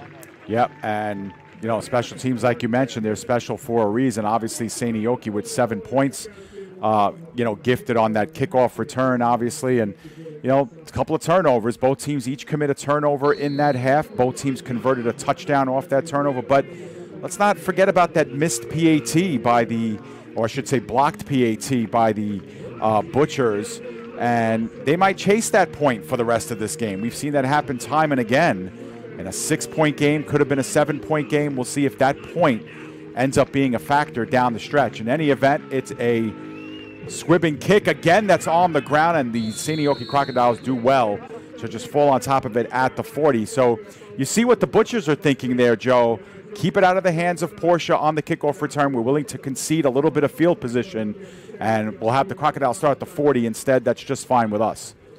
And I think that's a good play, considering that the Crocodiles really haven't put together any sustained drives leading to points. Their one scoring drive was a drive that started deep in Butcher's territory. So I think it's the right play to keep it away from the dynamic return man and give it to the Crocodiles, perhaps in a bit better field position than you'd like, but no risk of a touchdown on the return. Blomqvist with the first carry here of the second half. Goes for 1 maybe before he's met by Noah Nettie and company for the Butchers, and that's something else, Joe, that we saw a lot in the first half. The Butchers were working almost exclusively on the run game when they built that 14-0 lead, and the Crocodiles have been almost exclusively via the pass the entire game. Now it's 2nd down and 9. You'd think they'd go back to it, but they don't. Blomqvist with the run, his longest of the game. First down, still dripping inside the 40-yard line of the Butchers. Easily the longest run from scrimmage for the Crocodiles, and they set up shop in the Butchers' half of the field. All right, there were 2 key points in this play. First, it's Blomqvist making a man miss in the offensive backfield. Second, it's that block on the left edge to open up a gaping hole for Blomqvist. And once he made the first man miss and that hole opened up, he accelerated quickly into the second level for a big gain and a first down. Gain of 20 on the play, and they go back to Blomqvist right up the gut. He gets maybe 1 or 2 before he's wrestled to the ground by Guardine and Volkscenturia again. And 3 straight running plays to start this second half. It gives you an idea, Joe, of what the Crocodiles want to get back to doing, the basics here, and soften up that defensive front of the Butchers. And you mentioned you're surprised at the fact that they passed so much in the first half, and I'm with you, Dave. They came in the second most prolific ground game behind only the Butchers. Right. Not much at all on the ground in the first half. Fowler back to pass under enormous pressure, drops it out into the flat for Blomqvist. First down and more inside the 20, and is wrestled down just outside the 10. Good job by Fowler to pick up Blomqvist to his right side and get that pass off with the left hand over to him on his right-hand side. And when this Butchers pass rush doesn't get home, Fowler can make things happen. He's able to create on the move, and he can outrun the pass rush. He can buy time in the midst of the pass rush. He was feeling the heat there. Blomqvist up the middle, no gain that time, as he was stood up well by UC Michaela. And it would be a 2nd down and 10 from the 12. Yeah, on that last completion, Fowler did a great job just to find Blomqvist. He was in the midst of the trees there in a collapsing pocket and was able to find his back for another big chunk play. It's good quarterback awareness there to know that you have a safety valve on your right side. And he saw Blomqvist there and was able to deliver. 4 wide receivers this time on 2nd down and 12. The first down marker's at the 2. Long snap count, low snap. Fowler throws one up to the corner pylon. That's well ahead of the intended target, Yamson. It'll be 3rd down. Well, I mentioned it during the pregame, and it's something that we haven't seen yet from the Crocodiles in this game.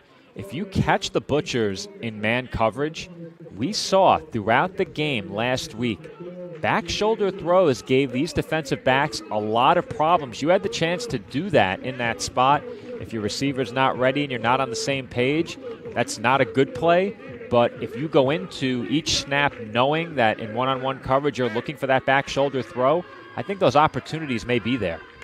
Third down, big play here. They go for the same play, back shoulder, and the catch is made by Yamson. And I thought at first he dropped that, Joe, but he caught it inbounds, let go of the ball, and the Crocodiles have tied this game up. Well, you know what I like to say, Dave, and I'm going to have to give myself a pat on the back here.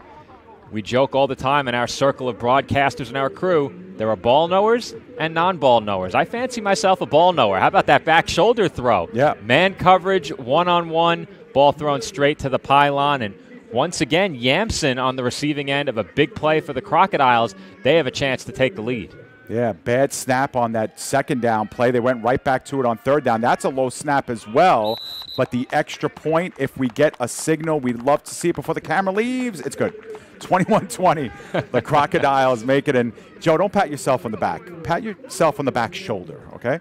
Ah, I like that. I like that. There you go. But the Crocodiles with their first lead of the game, Joe, you mentioned down by 14. The Butchers should be kicking themselves. They could have been up by more in that first half. How do you like this? The Crocodiles come back from 14 down to take a 1-point lead. 5 plays into the second half? Picture perfect start for the Crocodiles. Yeah, I don't think you could ask for a better start. And how much sweeter would it be if they had gone into halftime tied or perhaps even with the lead, should they have scored? And you hate to dwell upon the negative what-ifs, but I think when you have the ball and under 90 seconds to go in the half, you expect to go into halftime either tied or with the lead in a situation like that. Great response after allowing the touchdown to close out half number one, and easily their best drive of the game. These kickoffs have been an adventure. That one taken by the Upman at the 35-yard line, and the Butchers will have a short field as well at their own 46. Good job of getting that one in by Zacharias Carbon, and the Butchers will start beyond their 45-yard line. For the first time in the game, they are down on the scoreboard. And I think if you're the Butchers, you don't want to get away from what gave you that early 14-point lead. Continue to pound the rock. Yep. It's a new half. You're not contending with the clock as you were late in the first half. Don't get away from what got you that early lead. There's no reason to do that here, trailing by only one.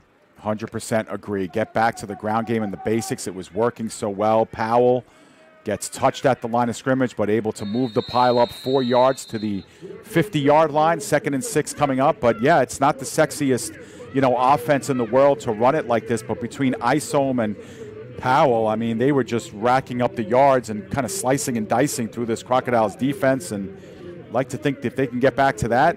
They also took the air out of the ball in that first quarter. I think they had the ball like 90% of the time in that quarter. Powell off tackle, left side, first down and more. As he is inside Crocodiles territory, spilled out at the 43-yard line, and they'll move the sticks. Yeah, once Powell bounced that one to the outside, very quickly made his way upfield. His receivers blocking for him down there as well, and he went inside of that block out of the slot and dove across the sticks for the first down.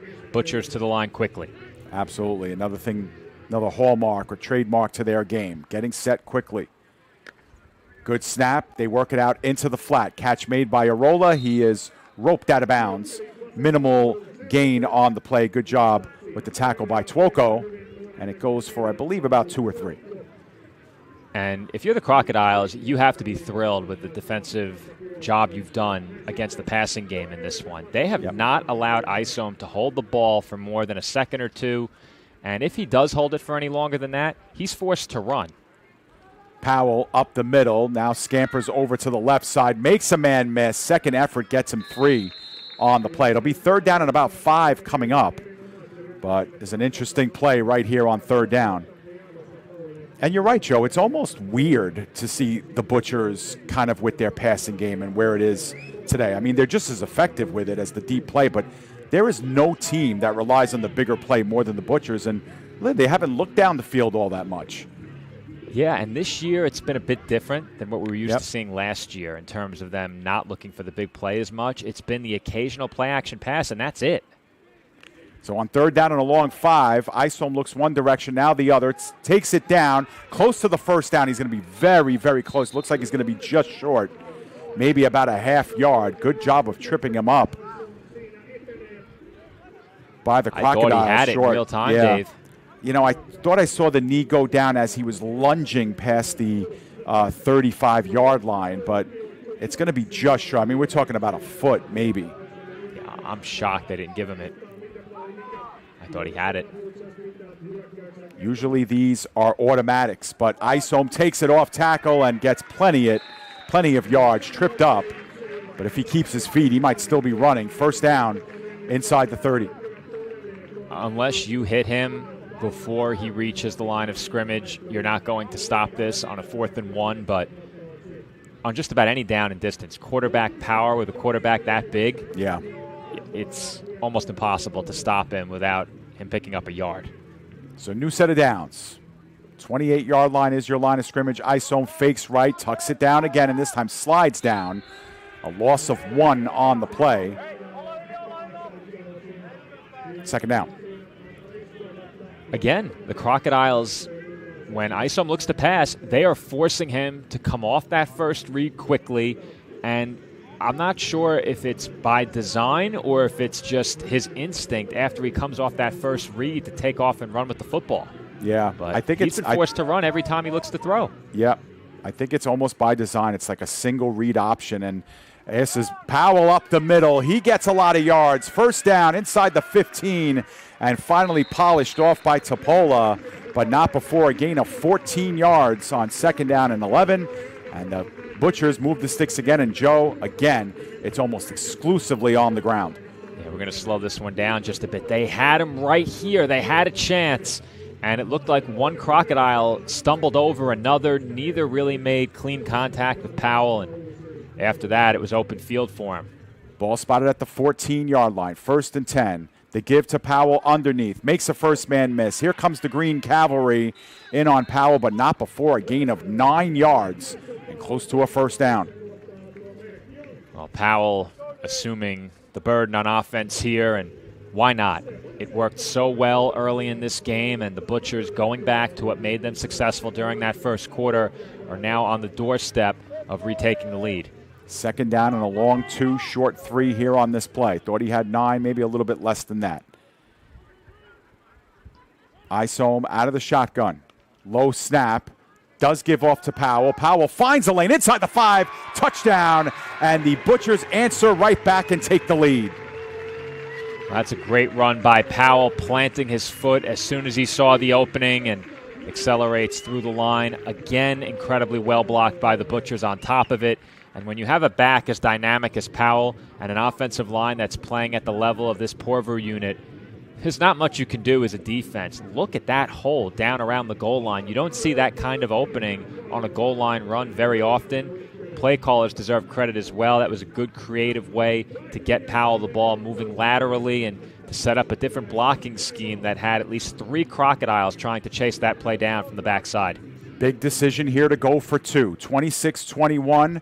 They flank Powell out. Now they go towards the back of the end zone, and the catch was made by J.J. Jones. That's a great catch by Jones in traffic over the shoulder, and it makes it a 28-21 game here as we approach the midway point of the third. And this one was tough to track at full speed. Here it is in slow motion. Man. Look at that coverage, and how about that throw? And it just seems like when the Butchers have needed big plays the last couple of weeks, we've said the name J.J. Jones Jr. quite a bit. Now, on the roster last week, we had him as J.J. Jones the third. Yeah. Now he's back to junior, at least on this week's roster. But yeah, so the roster week to week has made that change. But either way, J.J. Jones has been very impressive in big-time situations. We've seen it more than once in this game, and we saw it during the game last week against the Steelers as well. And you said it, Joe. The coverage by Atu Tuoko was perfect. I mean, you can't get more cover than that. But the ball was placed, over top, and Jones made a great catch. And it's 28-21, so already we've had 2 lead changes here in the third quarter, shades of last week's game between the Butchers and Steelers, where I think we had 5 lead changes in that second half. This is a line drive kick that is taken by the up man at the 20-yard line. That's a big old lineman taking that one, Joe. That was Kevin Pointer, the defensive lineman on the kickoff return. But they still keep it away from the arms of Porsche. And not only was Twilko's coverage excellent on the conversion attempt, but that's the league leader in interceptions as well. So you're throwing at a player who is an accomplished ball hawk. We saw him come up with an interception against the Giants back in week 2. So the Crocodiles start at their own 29-yard line, essentially one of their worst starting field position of the game.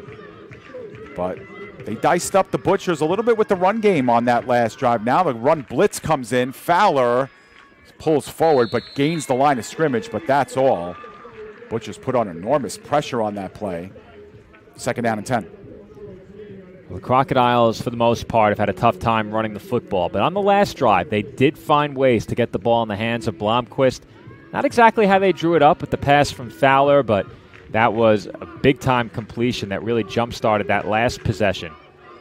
Quick toss over to the flat. Portia makes the first man miss. Can't get past the second wave that time. Good open field tackle by Vuha, and it's a gain of only 1 on the play, a very eventful 1-yard gain. He's slippery, Dave, but not slippery enough on this particular play, and that will set up 3rd and 9. I thought he might break this one after that first tackle was escaped, but not to be. Yuri Pananen was the man who missed the tackle, but he actually did a good job of shedding the block and blowing that play up beyond the line of scrimmage. 3rd down and 9. Big pressure by Guardine. However, that one thrown at the laces of the intended receiver, Peltakongas, and the Crocodiles will go 3 and out.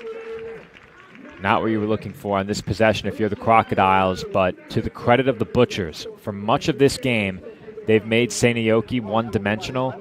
And if you get them in a situation where it's 3rd and long and they have to pass, this Porvoo pass rush has done some really good things. They sent 5 that time. They applied the pressure, didn't necessarily get home, but they did enough to force that throw low. Makimaunis, good snap that time, gets up into this one. Good hang time. It hangs up there for a while, comes down into open space, and is dropped inside the 30-yard line of the Butchers. And so they switch the field. And actually, that ball has been placed up near past the 35-yard line, but they switch roles on the field, and the Butchers, now with a lead by a touchdown, have the ball in their hands again. That ball appeared to take a really good Seinäjoki bounce. I think what happened is that it might have... They touched it too early. Yeah, I think they touched it at 40? I didn't think they touched it near 40. Yeah. That had to be the case because there's no other reason. I can't even fathom how they touched it where the ball was spotted. But yeah, I'm seeing the live look on screen now, and I don't see how. I don't know. I don't see it either. On that run on 1st down goes nowhere for Powell. He's tried to string it out to the outside, but the green jerseys were there in tow, so that's a short loss on 1st down. That's what the Crocodiles need to do. Get the Butchers behind the sticks on early downs, force them to put it in the air, and when they've forced Isom to try and throw it, it's been mostly resulting in him running the football. Loss of 3 on 1st down, 2nd down and 13. Corral down, middle of the field, and that one is too strong in the direction of Jones. As got a hand on it, but was unable to corral it. And looking at his name on the back of the jersey, Joe, it is J.J. Jones III and not just Junior. All right, we're going to slow this one down, Dave. Look at the linebackers for Seinäjoki. Not sure whether or not to play the run, to play the pass. Their initial step was in. That left Jones III wide open, and I just don't think he was ready to be open that quickly. His head was not towards his quarterback. He did not see that football until the very last moment where it came up on him and hit off his hand. A lot of cushion for the Butchers here on these wideouts. On 3rd down and 13.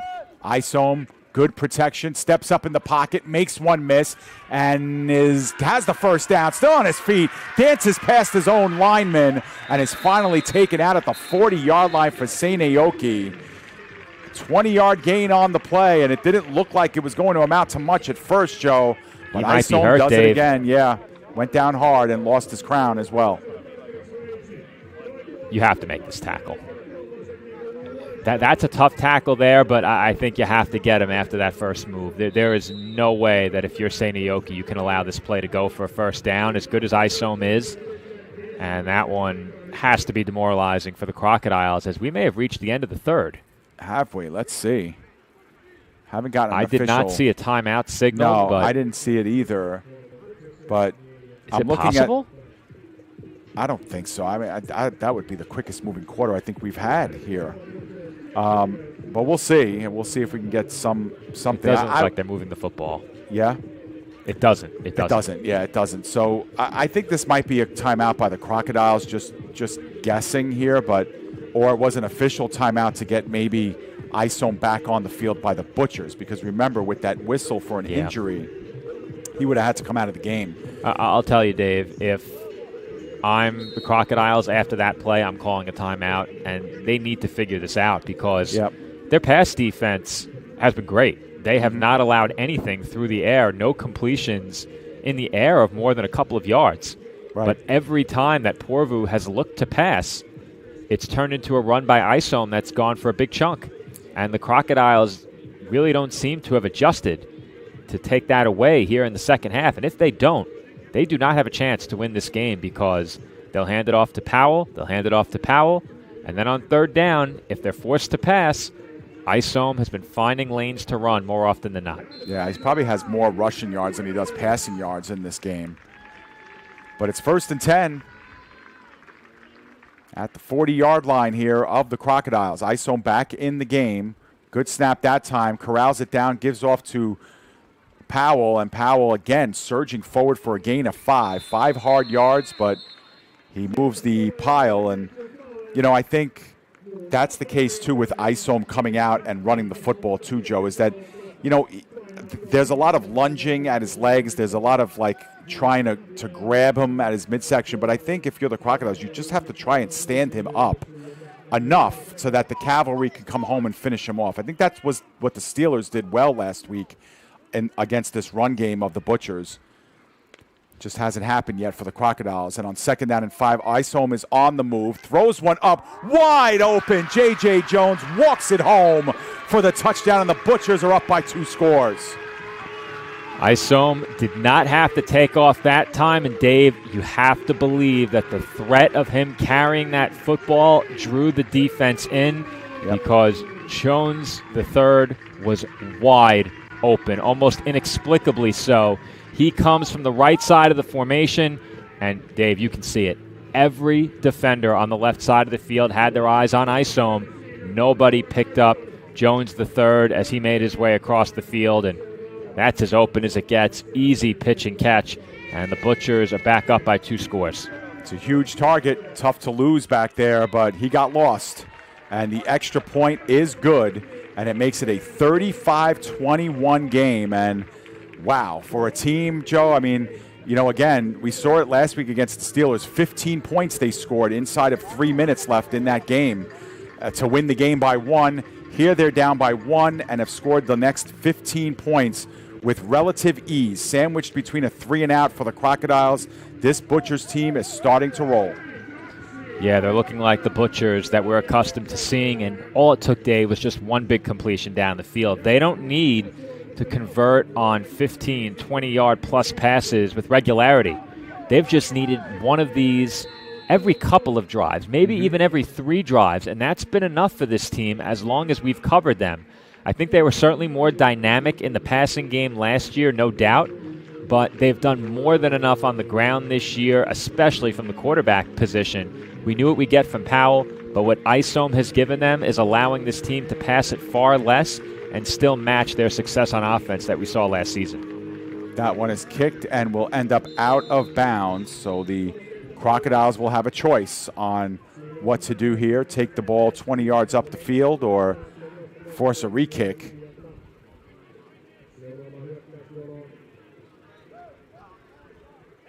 It looks like they are going to re-kick here. Yeah, I'd be torn in that situation. The 40 is appealing, but if they squib it to keep it away from Porsche again, then you might get better field position than that. So I can understand why they would elect to have them re-kick. They're definitely kicking it away from Porsche, that's for sure. Yeah, but will they do that again and maybe afford the Crocodiles even better field position than they would have had on the previous squib? Yeah. Well, either way, you know what the Crocodiles want to do here. They want a chance to return. Down by 14 now. they've been in this situation before. The Crocodiles came back and ended up tying the game, but they've got to do it again now for the second time. Minkinen gets into this one. Again, it's buried into that corner. This time, Portia is able to field at the 10. Working on the far sideline, gets a single block, but that time a good job in the open field by Hervonen.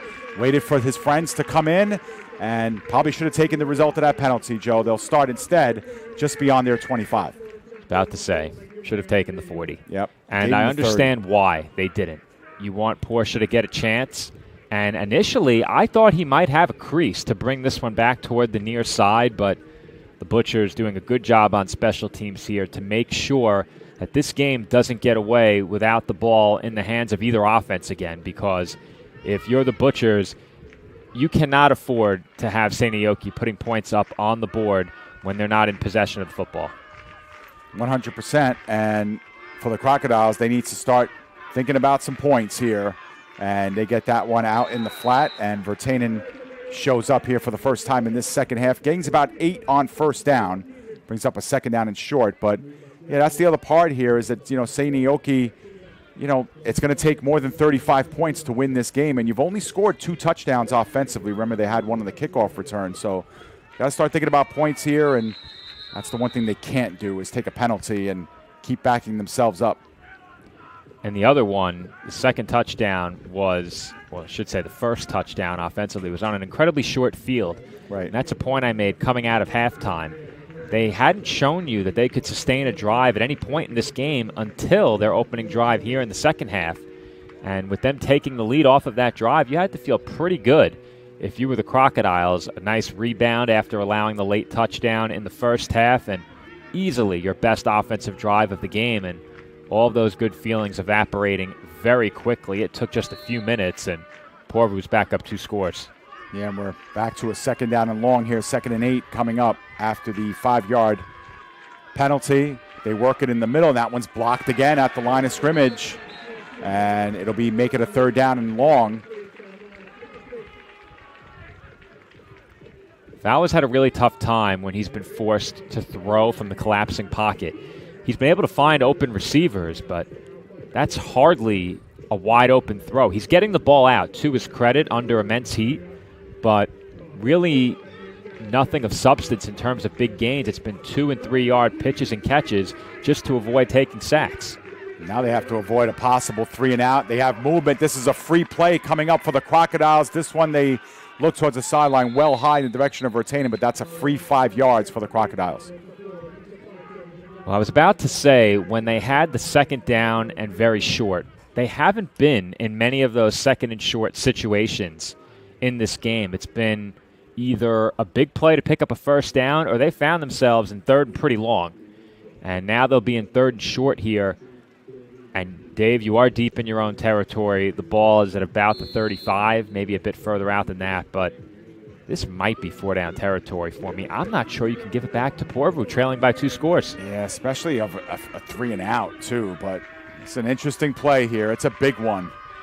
The Butchers show a little blitz. We have movement again. It looked like the right tackle may have moved, Joe, and they might move back again 5 yards. The Butchers showed that blitz, and it got the Crocodiles to move.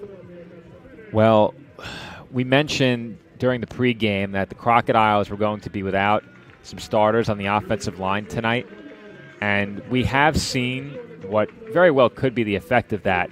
I think more so in terms of game planning by the Butchers. They've been willing to send 5+ a lot in this game, and I think part of that has to be the changes up front for the Crocodiles. We've also seen quite a bit of that. Pre-snap penalties mostly going against Seinäjoki. Yeah, 13 players on the Crocodiles' inactive list today from their active roster, a majority of them playing the offensive and defensive line. Fowler steps up in the pocket. He'll have the first down, makes a great move at the 40-yard line, now is in the Butchers' side of the field, and turns that into a 30-yard gain as he's finally tripped up at the 42. Well, Fowler, as I mentioned before, had been forced to throw a lot of those short, quick pitch-and-catch style passes to avoid sacks. Here's another way to avoid a sack. You burst up the middle into the second level and pick up big yardage. Another flag here on this first down, and Man, these are starting to add up on the Crocodiles. At least I think it'll be on the Crocodiles. They're moving backwards here in another false start.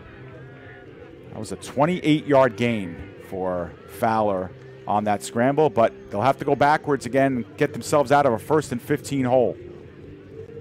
Yeah, these penalties are really beginning to add up for the Crocodiles, and they're making things a lot more difficult on themselves than it needs to be. They're putting themselves in positions where the defense can lock in on the pass. They've ended up in 3rd and 8. It was 3rd and 3 for a moment, 3rd and 8 again, and it's just been messy, to say the least, and they really need to clean things up. Trailing by 2 scores against the defending champs, mediocre is not going to be good enough to win this game, and there's still plenty of time, especially if they score on this possession, but they need to clean things up fast. No question, they do have the time. This one thrown out into the flat for Porsche. Porsche looking to make some guys miss. Does make one miss, but again, that is a very, very eventful 1-yard gain at the end of the day. Give credit that time to Yuri Pananin, who came in there first, finished off by Littlejohn. It'll be a 2nd and 14 coming up. And it looks like the Butchers are committed to making sure that Porsche is not the player who beats them. And you said it, Dave, end of the 3rd quarter. Yeah, so only 12 minutes now separating the Butchers from 4-0 after a very eventful 3rd quarter where they scatter 15 points to the Crocodiles 7 and have built up their 6-point halftime lead into 14. We're 35-21 at the end of 3. Yeah, and I think it's a well-deserved lead for Porvoo. I really like what they've done on the defensive side of the ball in this game. I think they've done a really good job of making sure that Fowler has to get the ball out quickly and has not had any opportunity to think about a throw downfield. And when you take away the downfield throw from a team for an entire game, it's really tough for that team to stay with you when you average per game well over 200 yards on the ground. You have a good running team in the Crocodiles, and the Butchers are 100 yards per game on average better than they are running the football. And in this game, neither team has really been able to throw it downfield much. The Butchers had the one big connection to Jones III. Crocodiles haven't had much of anything downfield, and if it becomes a contest of who can run the ball more effectively, you have to like the Butchers in that style of matchup, and so far, that's how it's played out in this game. Yeah, and if you're the Crocodiles now with just 12 minutes left in the game and down by 2 touchdowns, how much can you even rely on that high-powered run game? At this point, they're going to have to start thinking about airing it out a little bit more, at least work the sidelines, conserve some clock, and get some chunks. They're going to need a chunk here on 2nd down and 14, that's for sure. Good snap. Fowler pump fakes and falls down, and might have just given himself up there, understanding the pressure he was under. Not the way they want to start the 4th quarter. It's going to be 3rd and a mile coming up. Yeah, and I think you're looking at a situation now where you just need to try and take a few yards out of this play and contribute that to the punt, because it's going to be tough to have enough time to throw downfield against this defense. We'll see if they can find that time. 3rd down and 19. The Butchers only send 4. Backside pressure. Guardine is able to take down Fowler for another heavy loss, and it's 4th down and a mile and a half. Well, they didn't find the time, Dave, and the way this game has played out, that's not surprising. The Butchers have been aggressive rushing the passer, and they've gotten the better of this Crocodiles offensive line throughout this game. And when you look at this game as a whole and the way it's seeming to trend right now is in favor of the Butchers. If Porvoo does win this game, I think the big difference maker is going to be the play of each offensive line. Absolutely. That's a line drive punt that takes a Seinäjoki bounce, but will end up at about the 24-yard line, downed by number 24, Seydou Diallo. But the Butchers, with a 2-touchdown lead, able to run the football with so much effectiveness, can just go right back to it and start bleeding the clock at this point. And the way they've run the football, they've been able to amass an amazing amount of yards as well on the ground. Kind of true to form here, picking up right where they left off the first 3 weeks of the season. Yeah, I said it during the pregame, Dave. The Butchers, if they choose to do so, can shorten a game just by virtue of number 15, and I think that's what they'll look to do now. And here is 15, who hurdles over one player, stays in bounds, is finally polished off after the first down and more. add that one to the long list of highlights for Christian Powell. Yeah, and that list is getting exceptionally long now in our 2 seasons of Maple Leaf coverage here on PDF, and he manages to find new ways to wow us every week, and I have a feeling, Dave, that for the next 11 minutes plus, we're going to get a steady dose of Christian Powell. Healthy diet of CP here. Number 15, add in a dash of 0, and I think we're getting our recipe here for the final 12 minutes. It is Powell again, reversing field back up into the inside, gets powered down after a gain of only 2 or 3. Finished off by Jallo, but again, the clock is ticking down as well, as we have an injury timeout here. I think if you're the Crocodiles, you're at a point where you need to get off the field on this set of downs. I'm not sure you can afford to allow another first down. That's how dire this situation is becoming, because even if you get off the field once and score, you still have to stop Christian Powell again. And this offense, and if you commit to stopping Powell, Isom has shown he can run it as well. So there's really no easy way out of this situation. If you're the Crocodiles, the best path forward is looking for that 3 and out. Yeah, 100%. We do have a timeout on the field. There's an injury timeout to one of the Crocodile players. And again, if you're the Butchers, you could be content with the average, 3, 4, and 5 yards per gain from the run game, and that's going to just continuously move the sticks. And they don't really need to do anything else until the Crocodiles can prove that they can stop a play or get a big, negative play, or, get Powell down 3 and 4 yards behind the line of scrimmage and then force a potential pass. But really what the Butchers are dialing up, it's working on just about every play, and that means a 3 and 4 yard gain. That's the equivalent of working at this stage in the game where you're up by 2 scores. Yeah, I would not be surprised if the Butchers hand the ball off twice more here. I would see if they throw in a screen pass, perhaps. I would not disagree with that at all. 2nd down and a long 5, short 6.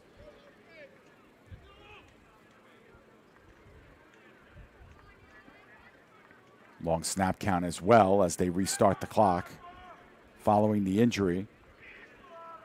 They're waiting till that play clock goes down to 10 seconds, I would think. The give underneath to Powell. This time he is met at the line of scrimmage, but still is able to carry the pack forward, still churning the legs. It's like rugby out there, and by the time they take him down, he's well past the first down marker. Wow, that is a 1 yard gain, Joe, that turned into 6 more. And that's going to be close to a first down. They're going to mark him just short. 3rd down and a foot, and we have another injury timeout here on the field. Well, credit to Powell for the effort, of course, but the offensive line continues to do their part for the Butchers as well. And oftentimes that's a unit that gets overlooked, and they do say plenty that a game is won and lost at the line of scrimmage. The big guys up front, offensively and defensively. So far in this game, the Butchers have won at the line of scrimmage on both sides of the ball. Their pass rush has been difference-making in this game, and their offensive line play has been phenomenal. It sure has. They have been able to get the push, and Christian Powell, when he gets into that second level, is superior on all levels, but especially then. But 3rd down and 1 again, the Butchers are one of the best teams in the Maple League and have been for a long time, as long as Christian Powell has been on this team, at converting these. 3rd down and short, 4th down and short, they almost become automatic. And I think if you're the Butchers, you're happy that he didn't pick up the first down, because now you have 2 plays to pick up a yard, and that's another 40 seconds you can take with you, whether or not you get this and decide to punt, or if you do get it and keep the drive going, you afforded yourself an extra 40 seconds taken off the clock by not picking up that first down. No doubt about it. I saw him again with the long count. Takes a high snap, corrals it down, gives off to Powell, and Powell gets stood up in the backfield, and he took such a heavy loss, Joe, that now on 4th down and long, that going forward scenario. They gave him pretty good forward progress. But they are bringing in the punt unit here, and they've taken 4th down off the table. They only gave him a loss of 2 on that play, and that's a gift right there for the Butchers. Well, maybe I'm a non-ball knower after all, Dave. Yeah. Because I thought it was a good thing they didn't pick up the first down. So much for that, huh? Well, again, when you have a third down and a foot, you feel pretty good about your chances. But credit to Pointer and the rest of the Crocodiles for making the stop there. They're going to get the ball back after all. Not quite a 3 and out, but they do get it back with time, as that one is kicked directly out of bounds. We'll see where they spot the ball here. But the Crocodiles, down by 14, still have to put points up on the board, and that's mission critical here on this drive. I don't think they can afford, to your point, Joe, to come out of this drive with anything less than a touchdown. Well, I think you enter this drive knowing that you have 4 downs to pick up a first each and every set of downs. So that's something that you know off the top. And I think I'd like to see them utilize some tempo here. Let's see them try and push the pace a bit. They haven't looked to do that much in this game, and I think part of that has to do with the offensive line, but now's the time to speed things up. And again, they work with an empty backfield like they did when they started this game, and that's incomplete. Jansen was the intended receiver. He was covered well. There is a flag down that came near the right hash mark here, close to the line of scrimmage. Seems like every play that the Crocodiles have run offensively, there has been a flag down these last couple of drives. And this time it is a pass interference on the Butchers. That's what the Crocodiles were going for there. And it'll be 15 yards and a first down. And we've seen it all game long. When the Crocodiles have looked to throw, it's been short, quick passes into heavy traffic. There have not been many open passes completed by the Crocodiles in this game. And part of it's the pressure up front. The receivers need some time to get open.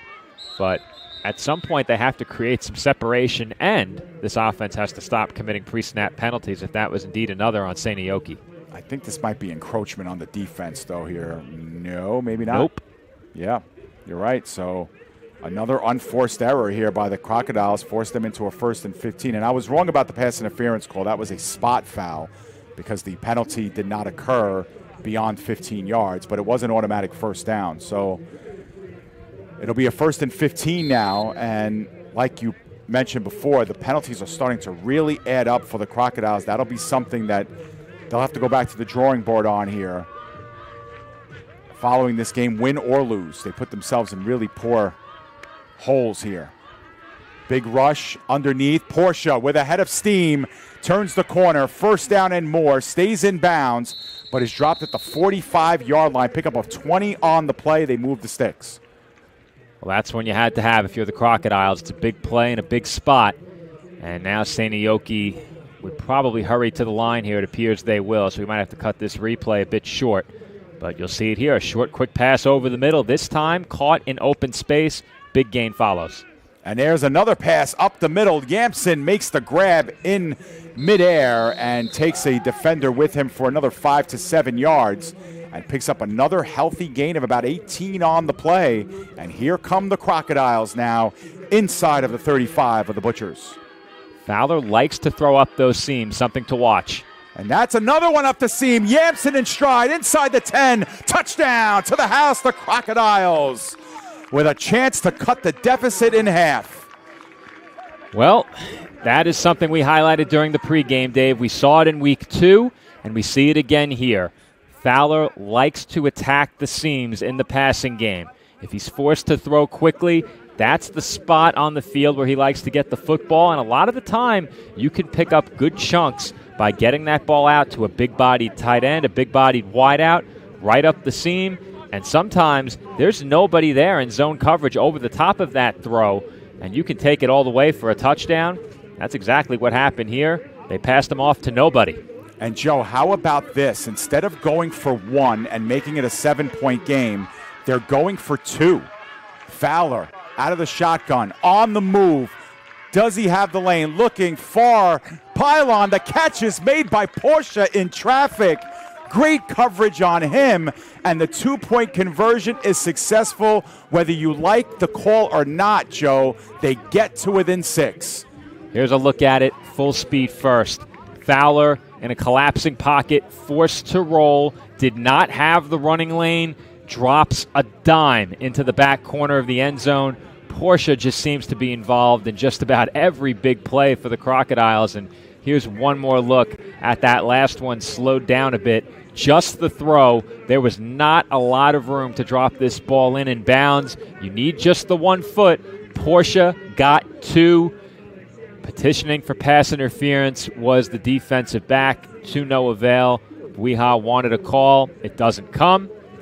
And it's now a 6-point game. Butchers 35-29 over the Crocodiles.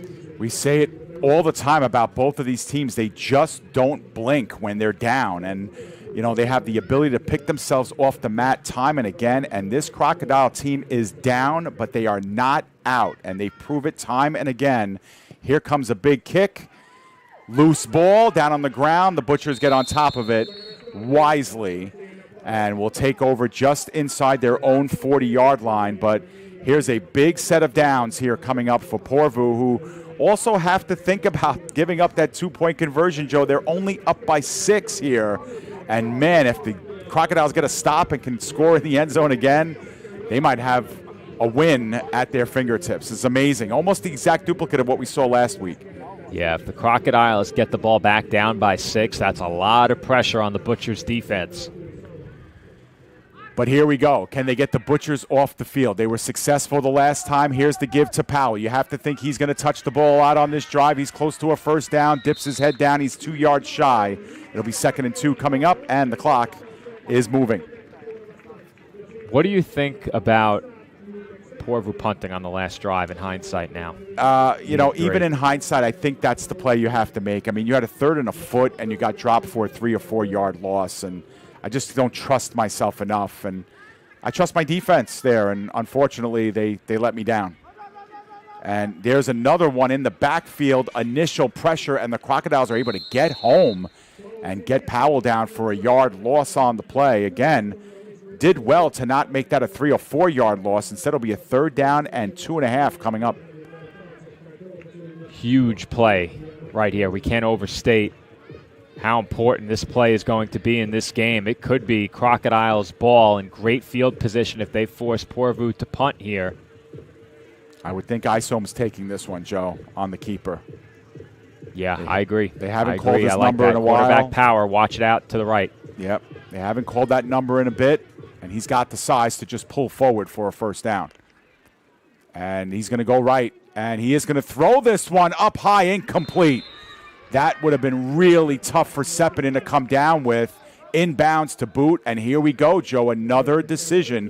4th down and 3 coming up. Sepinen has remained on the sideline, but it looks like they are going for it here. I don't know if you can go here. They are. It's officially a 4th and 2. The yard to gain is the 49. This ball's at the 47. I think they're going to think it over here. No, where were they before? I thought they were in plus territory before. No, they were almost weren't? at the same yard line, but they are punting here, and they have not taken I thought they were a timeout. bit further before. I thought they were somewhere around the 40 or the 45 of Seinäjoki. Wow, what a turn here. But we do have a whistle. This could be a delay of game. Yes, it is. So it hardly matters. You were going to punt anyway, and they'll just have to punt from 5 yards deeper. But what a hold by Seinäjoki, especially on that 2nd down and short play to get Powell for a loss again. That's a big hold for this defense. And man, oh man, the Crocodiles with a chance after this punt, Here's that of course. 2nd down play, Dave. Okay. And this is where that sequence started, and that could have been a loss of 4 or 5. Instead, Right. It was a loss of just a yard. Yeah, we said it. I mean, Powell did well just to kind of try and get back to the original line of scrimmage. But here we go, big special teams play. It is a punt, sky high in the air. Portia lets it bounce.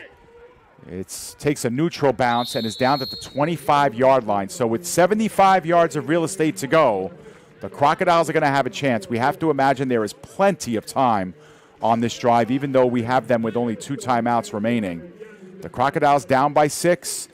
They needed life blown into their lungs. They got it on the last drive, and here we go, a chance to potentially tie and take the lead. And you touched on it before, Dave. The Butchers trusted their defense, punting that ball away. The defense failed them. All game long, the defense had done their job. Now it's the Seinäjoki defense that has stepped up late in this 4th quarter. And Fowler hasn't made any bigger throws than he did on that last drive. This time he takes off, is in deep trouble, Tries to get back to the line of scrimmage, does. May have gotten a yard out of that when he was dead to rights. The clock is ticking, but it'll be 2nd down and 9 coming up. Well, turning that into a yard is impressive because it looked to be a certainty that he was going to lose 3 or 4. Yeah, it's a good job to get out of trouble there. Fowler's been brilliant in this quarter, but he has been under pressure for most of this game. Trips on the far side of your screen. Once again, empty backfield, 5 wide. They go to that side, but in the middle, and Porsche has nowhere to go after making the catch. It's good for a gain of about 3, but that's ought to be 3rd down and 6 coming up. Well, now trailing by only 1 score if you're the Crocodiles. The sense of urgency, not quite the same, but they need to convert here. They cannot give the ball back so quickly. If they give the ball back at all, they might not see it again. You certainly don't want to give it back punting deep out of your own territory. This is a huge 3rd down here. Fowler with the long count. This time has decent protection. Ropes it over into the near side. That's good enough for the 1st down and a little bit more. And I think it's the first catch of the game for Paavo Rantakomi. And what a moment for him to step up. No better time for your first reception. We'll get one more look at it right here as Seinäjoki is now beginning to hurry to the line. And there's not a big opening there. If Fowler doesn't get that out quick, that's not completed. Incomplete. However, there was a flag down before the play. And again, this is going to be a false start on the Crocodiles. Almost a rite of passage at this point in the game on 1st down, going backwards, 1st and 15. It does stop the clock, and it at least allows the Crocodiles to huddle up here and call the play that they want. When they have tried to go quickly, Joe, it has not worked out well at all for the Crocodiles as far as getting on the same page and getting to the line of scrimmage and running the play off effectively. 5 wide again. That could be big. 100%. 5 wide again. Silent count. The throw. Again, Rantakomi makes the catch, gets it back to the original line of scrimmage, +1 perhaps. It'll be 2nd down and 9 or 10 coming up. I don't know what Porvoo was thinking there. I watched them back off in coverage right before the snap. That's a throw that Fowler has loved all game, and they gave it to him for free. Yeah, taking what the defense gives you. We talk about that a lot as well. Same thing on the opposite side. Long rainbow throw down on that end of the field. And the clock has stopped as he was out of bounds. Peltakongas made the grab. It'll be 4 yards short of a 1st down. 3rd down and 4. Man, that ball hung up there a long time. It did, but that's the cushion that they're giving, and that's the space that's open. They're trying to keep these receivers in front of them. Now 3 to the near side of the screen. Quick look in that direction. Catch is made by Porsche, makes one miss. At the 50, inside the Porvoo Butchers territory, 45 and still going, and finally wrestled down at the 43-yard line. They need 4, they get 14 plus. And Porsche's off the catch, this appeared to be far from a certainty. He had to spin off a tackle, and there was a chance to stop him short of a 1st down. Nuiko was right there and just couldn't bring him down. Now, Porsche got up very slowly on that play, Joe, and I don't know if this is the reason for the injury timeout on the field. I believe it is. But Porsche was down in a heap. That is not a good sign. He's still the one down here at the bottom of your screen. We're going to see if we can spot what happened at the back end of the replay. Yeah, it came at the very end of the play. He kind of stayed down there and thought maybe the shoulder perhaps, but you'll get a better look at it once you look at the replay.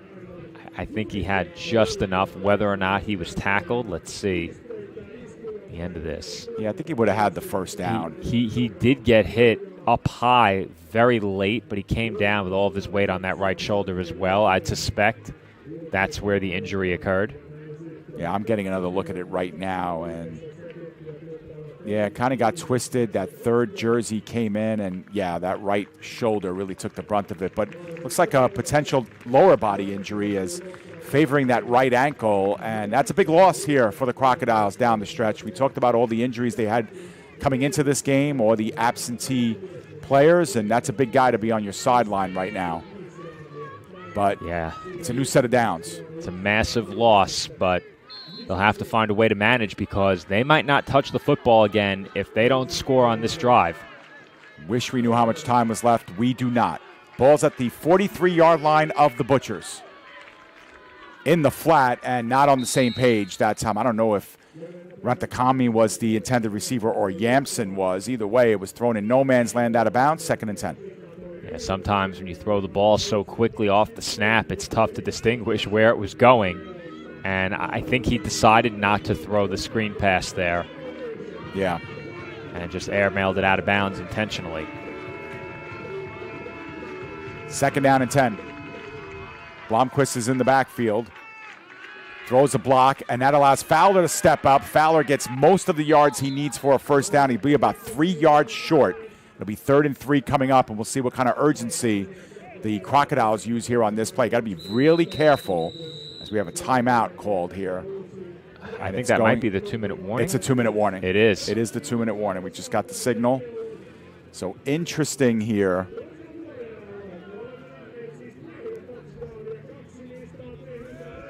There's one more look at that last play, and there's a lot on the shoulders of Fowler right now, especially if Portia is not going to be out there for him. He's a guy that you can throw the football to and count on to make the first man miss.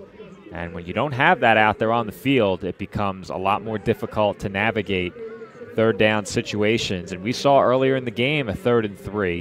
It became a 3rd and 8. They managed to pick it up. Hopefully, if you're Seinäjoki here, you keep this 3rd and 3. You have to avoid that pre-snap penalty. And, of course, with it being so late in the game, you know you have 2 plays to get this. I think that's a big comfort ahead of 3rd down and 3. The big thing to avoid is the costly penalty pre-snap, and on top of that, the threat of a sack. Yeah, can't go backwards here, especially in 4-down territory. Under 2 minutes to go. We got 2 downs to get 3 yards. And I'm going to try and keep a manual clock on me, Joe, just to get an idea of how much time might be left. We'll see how this works out. So 2 minutes as of this play? Yep. And on the run is Fowler, drops it off, incomplete. And it'll be 4th down and 3. That pass was thrown high. Virtanen got a mitten on it, but that's all. Dangerous play. But Fowler elects not to run that one there. And it'll be 4th down and 3, and this could be the game right here. Oh, he should have run it. But yeah, I agree. Could he have escaped? I think he could have. I think he had it to the left sideline, but yep. That's easy for us to say. We don't have a big defensive lineman draped over us. I do think timeout. he was going to get away. And, Joe, the Crocodiles have called timeout. Even with the clock stopped, they elect to use their 2nd timeout of the half, and that leaves them down to 1.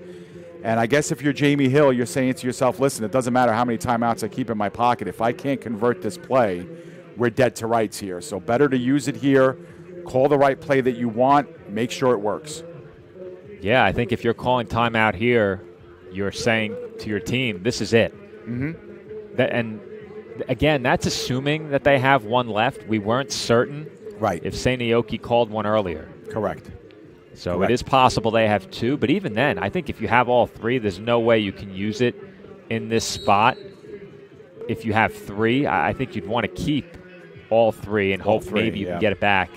But, you know, they did have the 2-minute warning. I would suspect if you have the 2-minute warning ahead of a 3rd and 3, you have 2 plays ready to go. 1 for the 3rd down, and then 1 more if you don't get it. Yeah, I was thinking that as well, but I think you're right with the first thing that you said, Joe. I think this is the game right here. Up the middle, incomplete. Virtanen, but here come the flags. Yeah, no doubt on that one. Yeah, it seemed like it. And he had the man draped all over him. We have an official timeout for an injury, but we're going to get the result of this call here, and it'll probably be a spot foul and an automatic first for Seinäjoki. Here's a slowed down look at what we expect to be called pass interference, and indeed that's the call. So here's one more look at it, and there's no question about that one. I'm not sure it was necessary either, Dave, because the coverage was tight enough where I think the linebacker could have gotten a hand on that football. Yeah, I'm getting a look at it very shortly. You've already seen it once. I'm going to get a look at it as well. Yep, he's beyond 5 yards, and yeah, that's just a rope of the shoulder. And that's a mugging. It's a mugging, and I think you're right, Joe. I don't know if that was really necessary. I mean, Virtanen's made some great catches, but that would have been tough for him to make. But either way, the ball is spotted just inside the 30. By my count, 1:48 remaining in the game. On the move is Fowler, going to his right, and he will drop that one inbounds and inside the 5-yard line. Was he beyond the line of scrimmage, though? That ball is at the 1-yard line with 1:40 to go. All right, we're going to get a look at it slowed down. First, we're going to have to take note. Where is the line of scrimmage? Oh, and he's beyond second, it.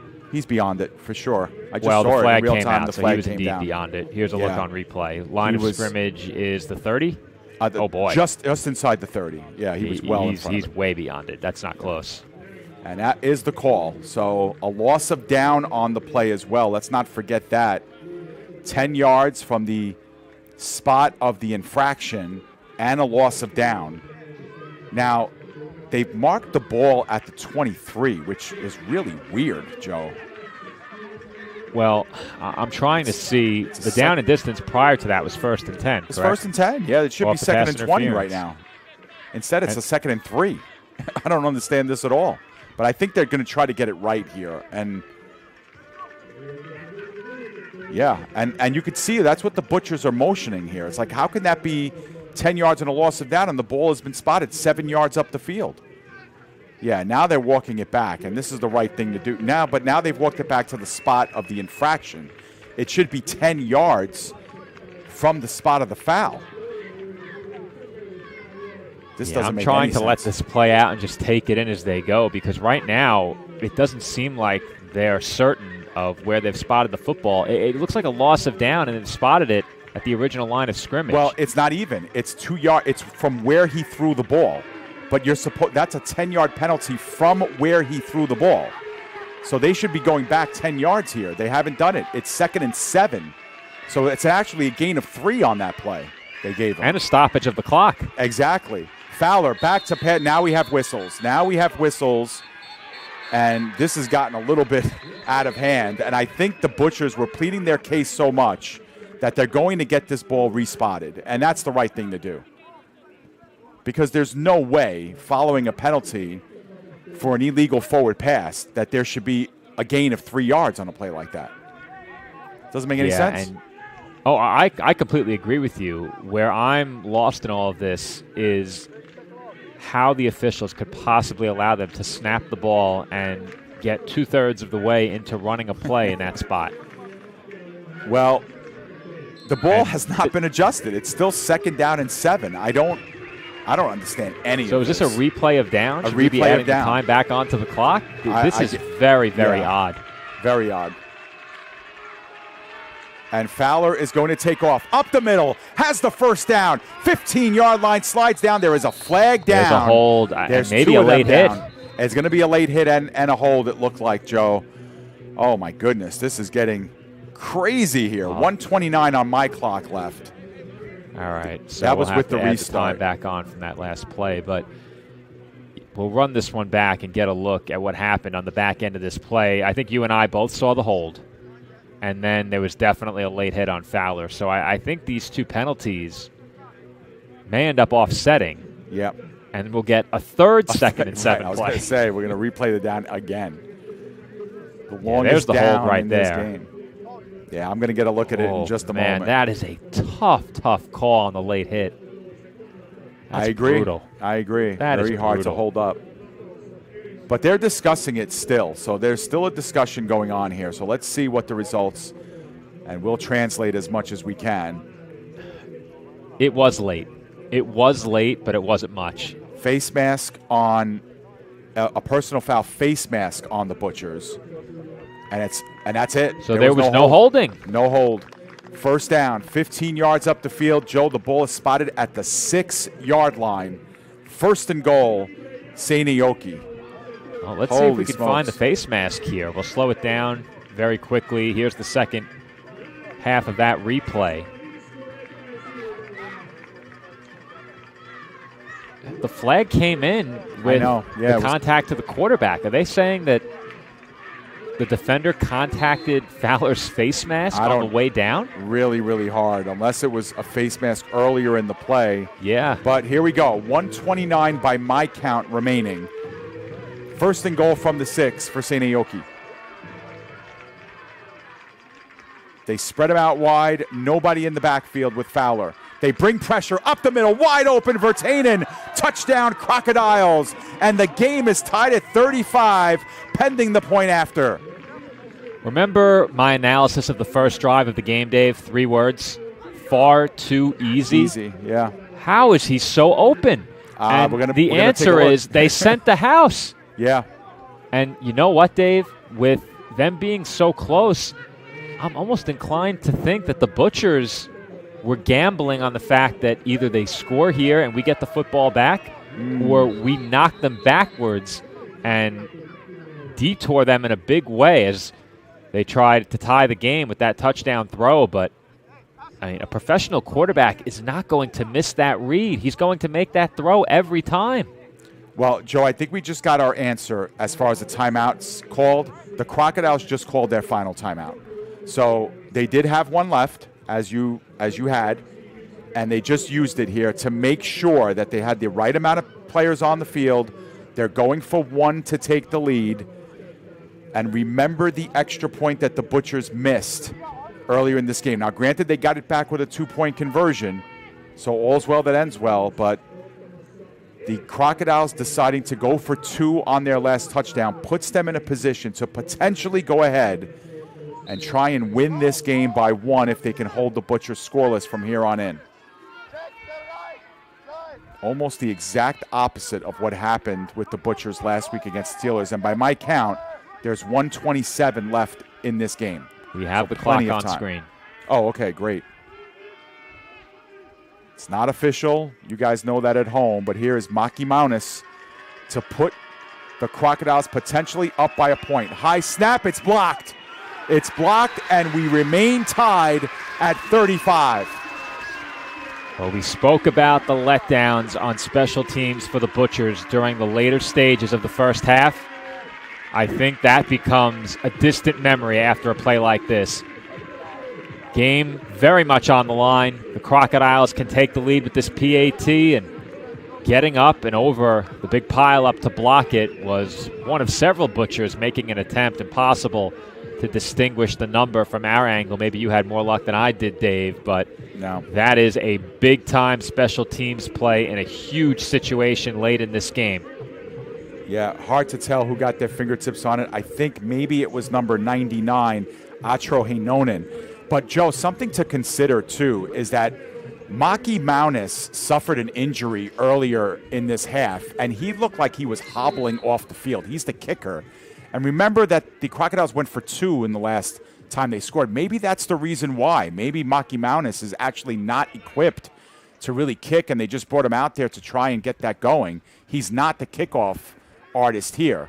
Meanwhile, it's Irola at the 30, gets roped down. That's a good tackle there as he gets roped down with 1:23 remaining. Joe, I don't know if you've been running the clock. I can't see it. Yeah, I did not run it. I manually updated it after that return, but I have 1:23. But listen, 1:23 and 3 timeouts left for the Butchers.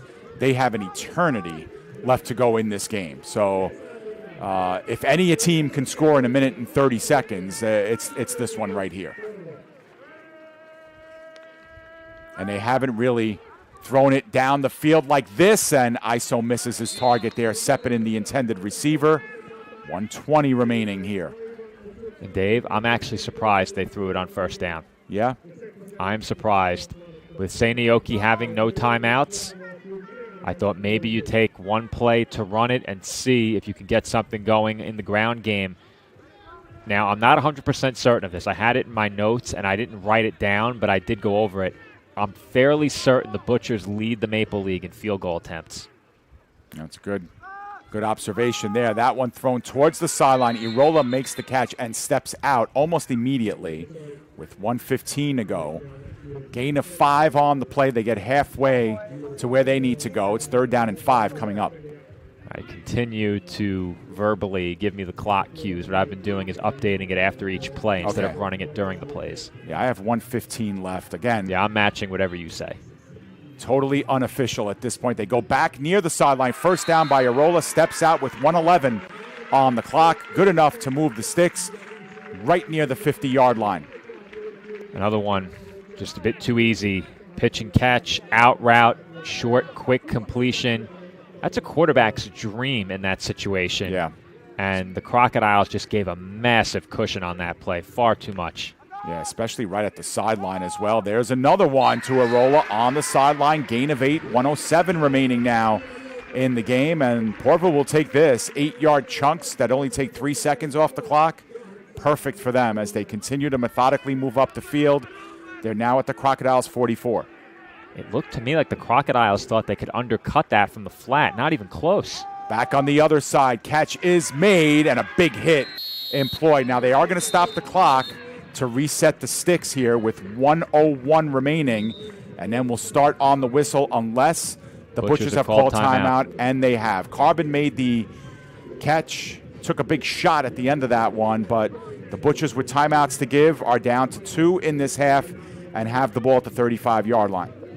Yeah, the Crocodiles are making this far too easy. They're giving the cushion for the short completions. And earlier in the game, I think you were okay with that, but you can't be okay with it now. Right. Certainly can't. And not only are they giving the cushion, but they're giving the space on the sideline as well. So you're allowing them to not only make these catches, but it's very easy when you're giving all of that space around the sidelines to get out of bounds. Sure is. Yeah, exactly. That was the one play where they couldn't, and they had the timeouts to give and used it there. But Porvoo with a fresh set of downs at the Seinäjoki 35-yard line. They've been able to go the first 20, 25 yards of this drive with relative ease. We'll see if the Crocodiles can clamp down on that. 4 wide receivers in the game. Powell joins Isom in the backfield. 1:01 remaining. Here we go. Clock is back on, and that one's incomplete. And that one Irola could not capture with 58 seconds to go. It'll be 2nd and 10. They did it again, Dave. They were willing to give up that completion. Right. It's almost as if they don't feel at all threatened by the possibility of a field goal. If you knew for sure the other team couldn't kick, as in they simply cannot kick, they don't have the option, then I understand this coverage.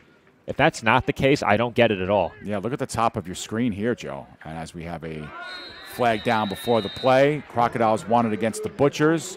Butchers won it against the Crocodiles. It's going to go against the Crocodiles. 5 yards the other way, 2nd and 5. They're closing in on field goal range, and we saw, I forget if it was in last week's game or one of the prior Butchers games we covered, they did attempt a long kick in one of them. Yep. And I think it was the final play of the half. That might have been the Steelers. That might have been the Steelers who attempted the long kick, and then they turned it into a fake. The Steelers faked it, but I think the Butchers may have tried a long kick in one of the games we covered. Well, they're definitely getting close. I mean, they're at the 30-yard line here. From here would be a 47-yard field goal. As we're back here on 2nd and 5, once again, they work towards the far sideline. Catch is made, but Irola stayed in bounds, but they are going to reset the sticks. Timeout called by the Butchers again. Well, so they've called timeout with 52 seconds left. I find it very hard to believe that there's 52 seconds left with how they've used the timeouts and how the Crocodiles have played defensively. Yeah, I mean, we've been keeping the clock manually, but of course it's extremely unofficial, and the Butchers are down to 1 timeout. So I just hate the coverage given the situation and how much time we think is left. Agreed. Every single play, they have allowed them to throw a quick out to the sideline with time and space to get out of bounds. Right. If you're going to give that completion up, the defensive back has to come down and drive on the receiver, drive through him, and make sure he can't get out of bounds.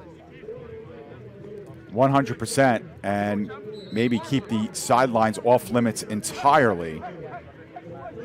But hasn't been the case, and now they're in field goal range. I was going to say, and now they really are in field goal range. This ball is at the 21-yard line.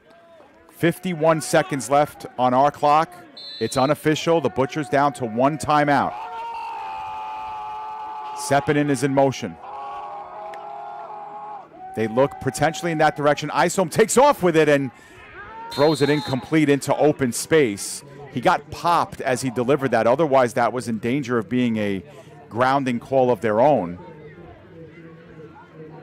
Well, that sure was dangerous. Yeah. Very dangerous. And, I would assume he was looking to throw it away downfield, but right. there was no one anywhere near where that ball landed. Yeah, so 46. Oh, now they did put a flag down. Potentially. Well, that could be a huge call. Yeah. Now, remember what happened the last time there was an illegal forward pass or pass beyond the line of scrimmage or grounding. They didn't mark off the yards. Well, they lost the down anyway. They lost the down, yeah. It'll be second down. And he down. threw it from the line of scrimmage, so I don't think anything is going to change. Maybe they lost a yard or two? Not even. Oh, it looks like more than that. It looks like close to 5. No, well, it was 2nd and 5. It was 2nd and 5 after the penalty. Oh, 2nd and 15 now. Oh, 2nd and 15. I see. Okay, yeah, so it's a 5-yard. Okay, so I still had 2nd and 10 on the screen mistakenly. Okay. But they have him at a 2nd and 15 now. Yeah.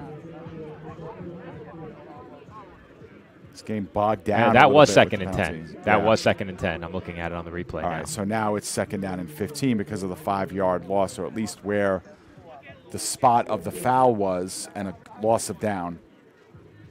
Now we get a longer explanation. I think they're resetting the clock here, if I'm not mistaken. That's why I wish they would have gotten some hand signals as to how much time is left. A couple of very oddly managed penalties in this game where, for lack of better phrasing, I just can't understand how we aren't moving. It's really halted the momentum of the game in 2 key spots. Yeah. Well, they reset time on the clock. We just don't know how much time is left. By our count, we have 46 seconds left. We'll keep it that way. 2nd down and 15 here. Ball spotted at the 26-yard line. Isom in the shotgun. Fakes. Now looking down the field, and it is incomplete. Broken up at the very last second. Great defensive play by Atu Twoko at the very end to dislodge that ball right at the pylon. And Dave, I thought they had a chance to pick this off when Isom threw it. The initial fake drew in the first defensive back, and then a perfect ball got it over the second. But you said it, Twoko broke it up at the last moment. He did just enough. And now it's 3rd and 15. A sack here could be devastating. 40 seconds left. Twoko actually made a really poor read on that ball as a safety, but then doubled back and made the great play. Isom in trouble, gets away, turns the corner, 20-yard line, very close to a first down. I think he has it. We have I don't know. They stopped the clock. Well, perhaps to move the chains here, Joe. He's at the 16. I think that's a first down. At the 14, I'm sorry. I think that's a first down. They're going to have to restart the clock here at some point. They're trying to kick a field goal, Dave. It's 4th down. He's not close. It is 4th down, right, 4th and 3. And now we have a flag down. Oh, there's a lot of profanity being thrown in. And Jamie Hill is hot. Hot. And his teammates. And now he's going to get called for a penalty, Joe. Oh, my goodness. Oh, wow. Jamie Hill cannot be controlled here. Oh, wow. And wow. I wish that camera would pan up so we could see how much time is left. But if this is going to be we're going to take this from the beginning as the officials talk this over. But this one could very well cost Seinäjoki the game. Yeah. If it's a half the distance. Here's what transpired along the sideline. Right. You're seeing it before me, Joe, so you can walk us through it. Hill barking at the officials, had 2 of his players get in between him and the referees. And both officials threw flags one after the other as one of the assistants got in there. And there was a flag down, I think, originally, right, Joe? I mean, there was already a flag down. Yes, there was. Right. And what I suspect is that the Crocodiles were flagged for something. And I'm not sure exactly what it was. We never got the call. But I think Hill's reaction was to the flag against his team. Well, here we go. We have a personal foul against Seinäjoki, another personal foul against Seinäjoki, And a disqualification, you'd have to think that's on the head coach, Jamie Hill. And I think as a result of all this, Joe, you're going to have a half the distance penalty, which is going to put the ball inside the 10, an automatic first down for the Butchers. We have no idea how much time is left. I mean, I had 30 seconds I had it on my at 28, clock. but they were hustling to the line to kick a field goal. Correct, which leads me to believe they had no timeouts left. Well, unless it's because it was fourth down as well, and that's why they needed to kick the field goal but rather than why would you rush it? You would let the clock run all the way down and kick it to end the game. Sure. So they must not have any timeouts left. Yeah, it's a good point. And again, we So don't have we're access going to take the that scoreboard. timeout off the board. Okay, may as well. I don't think they have it, but what they will have is a first and goal when this game resumes. And what I would suspect is that they're waiting for Jamie Hill to leave the premises. They have to get him off the field. And you wonder if that carries a suspension for the next game as well. We're going to have to look into that at the conclusion of this game during the week and see what results there. But man, oh man, has this game turned on its head. 35-35. The Seinäjoki Crocodiles down by 14 points twice in this game. Two separate occasions, two different halves, have come back and tied it, and the Butchers may get the last laugh after all. All right. I think I know why Hill was upset. And I'm going to slow it down here. You can catch it right at the beginning of this replay. Okay. I think they stopped the clock for Isom being seated with his helmet off. Ah, okay. And that may have been the end of the game, right? Because they stopped the clock there, and they're spotting the football. So they stopped the clock right there. I do not think Porvoo had a timeout. So with that stoppage, they then got a chance to rush the field goal unit out there without the clock running and set up for that kick to win the game. So my expectation is that Coach Hill was responding to that stoppage, and I can't see any good reason you stop the clock there. Yeah, and that's why I thought he had the first down, Joe, because I saw these signals come up that they were stopping the clock, and that's what signaled to me. Right. And, Joe, they've sent the game to overtime. Yeah, I think, is this the end of the game, and now it's overtime? So, wow. Maybe they the Butchers were not allowed to kick. This game is in overtime. That is incredible. Incredible. Well, we won't be trying to keep a clock again, that's for sure. We lost, all right, so we lost that idea. As they go through the overtime procedure and the coin toss, here's one more look at what transpired. At the end of this play, Donovan Isom goes down. His helmet comes off. The referee comes in and stops the clock. The Butchers were out of timeouts at this point. It was fourth down, and they were going to need to rush out onto the field and kick what would have been a game-winning field goal. Because the official stopped the clock, Crocodiles head coach Jamie Hill became incredibly upset, and this is what followed the official coming in to stop the clock. You see at the bottom left corner of the screen, Coach Hill yelling at the officials, his players getting in between there, trying to calm him down, couldn't do so. The flag comes out, and with that, Coach Hill was ejected. And Dave, I didn't believe the game could end on a penalty like that. I thought that such a penalty would allow them one more play and give them the ability to kick. The golden rule in football is that the game cannot end on a defensive foul. And that was it. Now, did it happen after the play and the game was already over? Potentially. But now where does that penalty fit in this overtime session? So, because there are no kickoffs in overtime. Yeah, it doesn't. They're going to get the ball at the 25-yard line. Dave, if that penalty occurred during regulation, I think they have to get one more play. Yeah. Unless it doesn't apply to a bench foul. It's hard. But that's the only way if it doesn't apply to a bench foul, because if there had been a personal foul on a member of the defense, they get another play.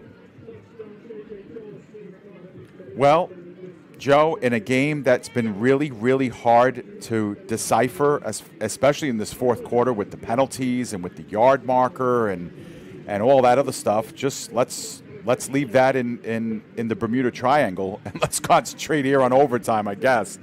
And we'll see if that penalty actually plays a factor here, because that could be really big. We don't know what the result was of that conversation or if there was a coin toss or a decision as to who's getting the ball first here. But essentially, the ball gets placed at the 25-yard line. Teams get, 4 downs to convert and score touchdowns. If they're tied at the end of the first round, then teams are forced to go for 2 if they score touchdowns. And I think the ball gets moved in closer after that. But we are in overtime here. And, well, maybe we're not, Joe. Maybe we're not. This might still be regulation. That might have just been both captains getting together. And, yeah, this makes sense, Joe, because the ball was at the 14. Now it's at the 7. So it's a half the distance penalty. So it's first and goal? It's first and goal. And I think there could be 28 seconds left after all. I think we're in that ballpark. And if that camera would just pan over to the left, we would know. How odd is that? This is still regulation. At midfield between a member of each team. I think they got both captains, and they're like, this is what's happening. So here we go. First and goal. Down. Isom takes it, gets tripped up at the 6-yard line. Hardly a gain there. The clock is moving by our count. Here we go. Well, they're showing no urgency, Dave. No, they're showing no urgency, but maybe they wouldn't with under 30 seconds left to go. Well, we have 9 seconds left by my count. Okay. This is the final play. It's going to be the final play. Here we go. This is it. Powell up the middle. Won't get there. Dropped at the 4-yard line. It's 3rd and goal. And what do we got here? Well, the ball's placed at the 6, and maybe there's we need to see that clock, Dave. We're going to pull that off the screen, but if the clock was running that entire time, there is no way there should have been any time left. Not a chance. It's 3rd and goal, and still no urgency really by the Butchers to get this play off. There must have been a lot more time left than we thought. Shotgun formation, 3rd and goal. Powell gets the carry, met in the backfield, makes a guy miss, gets roped out of bounds at about the 10. A big loss on the play. Jallo coming in with Hakila, and it's 4th and goal from the 10. And now, Joe, the game on the line. Will they elect to kick? You'd have to think so after 3 straight losses there on those plays. This is for the game. I have to admit, Dave, I'm very, very confused that they are coming out for a field goal to win it. Absolutely perplexed. Where did the time come from is what I want to know. I don't know. This is for the win. For the win. Minkkinen up. It is end over, and it is. Let's get a call here, guys. It's good. And the Butchers, 38-35 in front. Is there any time even left on the clock? No, I think there is time left, Joe, because the Crocodiles have said, let's go win this. I think we're in overtime, Dave. Are you kidding? I think we must be in overtime. There is no way there should have been enough time left. And I think the Crocodiles are coming out to take over. Yeah, you're right. We're in overtime. Right. Yeah, this is the 25. I was right initially. We were in overtime. All right, so that was the first drive of overtime, and I guess the spot, Joe, was because of the penalties, right? Right. That's what happened. They assessed it. Okay. The advanced spot was because of the penalty. That makes sense, that makes sense. Yeah, that makes absolute sense, given the fact that there was no urgency either. Again, it's untimed. Just the play clock runs. Yep. All right, so here we go. Crocodiles with a chance to win with a touchdown. Fowler steps up into the pocket and gets 3 yards, and that's all. Good open field tackle by Nuika. And the Crocodiles, again, what's on the table here, 4 downs, just like normal, starting at the 25-yard line. If they score a touchdown, they win the game. If they kick a field goal, then we go into round 2. The Crocodiles will get the ball first in round 2. And scoring touchdowns, all the pressure is on Porvoo, Dave. All the pressure on Porvoo. Here we go. They split them out. 5 wide. Nobody in the backfield with Fowler. 2nd down and 7. Fowler in the middle of the field. The catch is made and roped down at the 10-yard line is Portia. He's back in the game following the injury. 1st down and goal from, 1st and 10 from the 11-yard line coming up.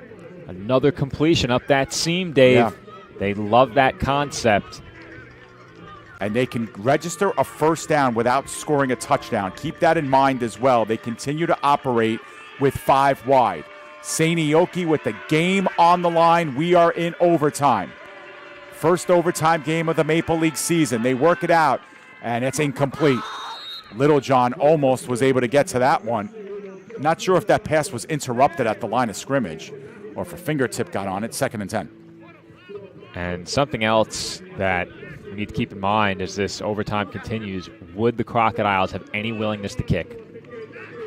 I'm not sure they would. I don't know. You mentioned a potential injury. Yeah, not after Makimanis' last attempt and him hobbling off the field. 2nd down and 10 from the 11. They still go with 5 wide. This time they look, middle, Fowler tucks it down, 5-yard line, makes a man miss, in the end zone. Game, Crocodiles!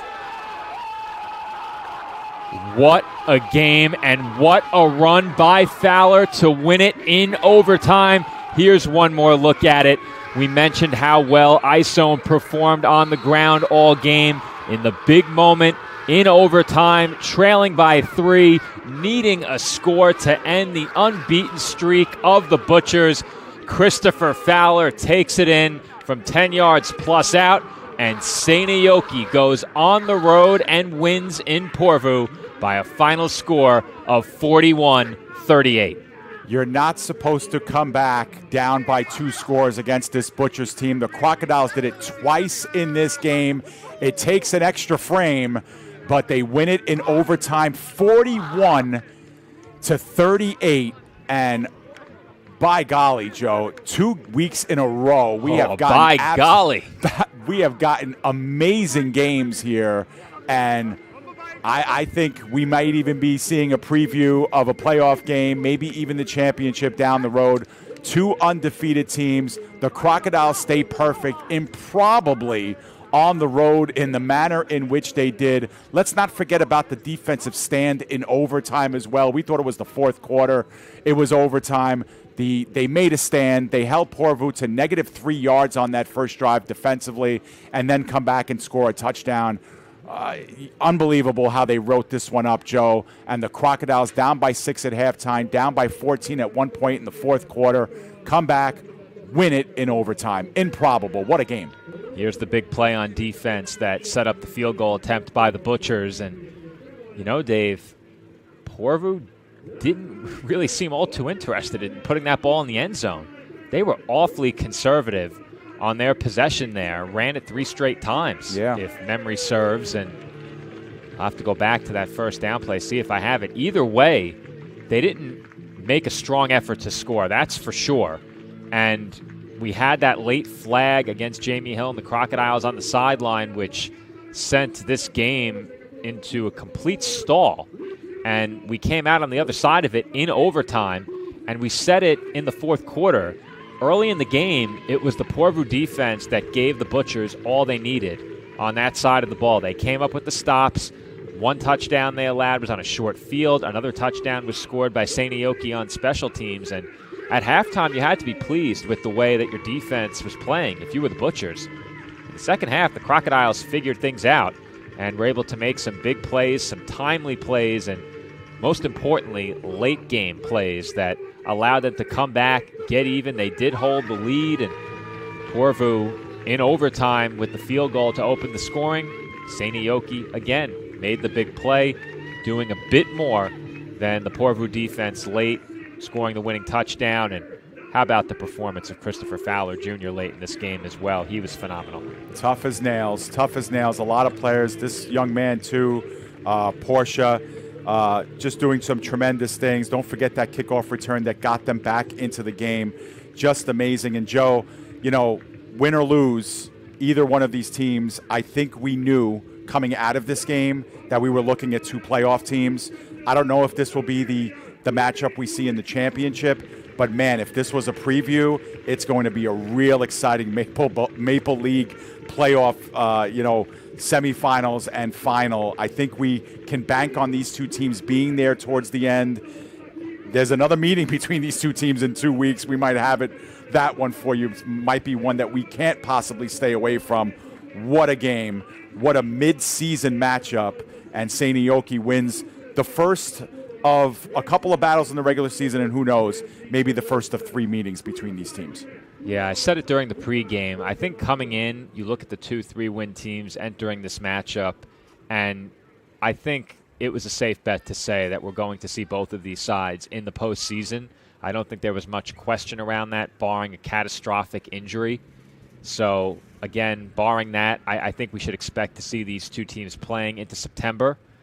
All of that being said, I think you're looking at the top 2 teams in the Maple League as well. I think they put to bed any controversy regarding who the 2 best teams in the league were with this matchup, and I think that's fair given that these 2 teams did appear in the Maple Bowl last year, and they have the 2 best records in the league this year. So I think that's a fair assessment, but there is a lot of uncertainty in the rest of the Maple League standings right now, and very easily the Steelers could be in the 3-win conversation. Yeah. If they did not let that game get away against Porvoo last week, we could be looking at a second straight loss for the Butchers and Porvoo in 4th place.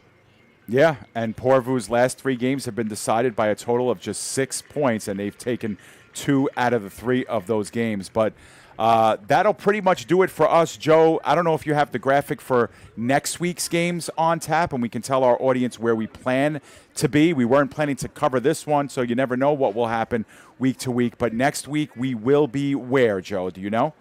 I will have that up on the screen right now. And currently, our scheduled game for next week is the Roosters at the Butchers. That is not going to change. Okay. And so we will have Roosters and Butchers in what will be a huge game for the Roosters, who are, again, on the bye this week. So they'll be fully rested taking on the Butchers team. And then the Butchers will have to go right back and go on the road and face Seinäjoki the week after next. But you look at the other games in the schedule, Royals at Steelers, Saints at Giants, all big ones from here on in. But we'll be with you next Friday night to take you through Roosters and Butchers from right back here at Porvoo Central Field. So 2 weeks in a row, we've had a great game with Porvoo. We expect to be treated to another one next week. But for everybody here on the ground in Porvoo, for my broadcast partner, Joe Foreman, this is David Pizzuto wishing you a great rest of the evening. Don't forget to tune in to PDF tomorrow. We have semi-pro football here locally. The New England Football Conference. The New York Bears take on the Valley Generals. Kickoff time for that, 6:30 p.m. tomorrow. We hope you'll join us on PDF. But for everybody here, once again, your final score, Seinäjoki 41, Porvoo 38. Our final in overtime. The Crocodiles extend to 4-0 on the season. Good night, everybody. We'll see you next week for Maple League's Game of the Week.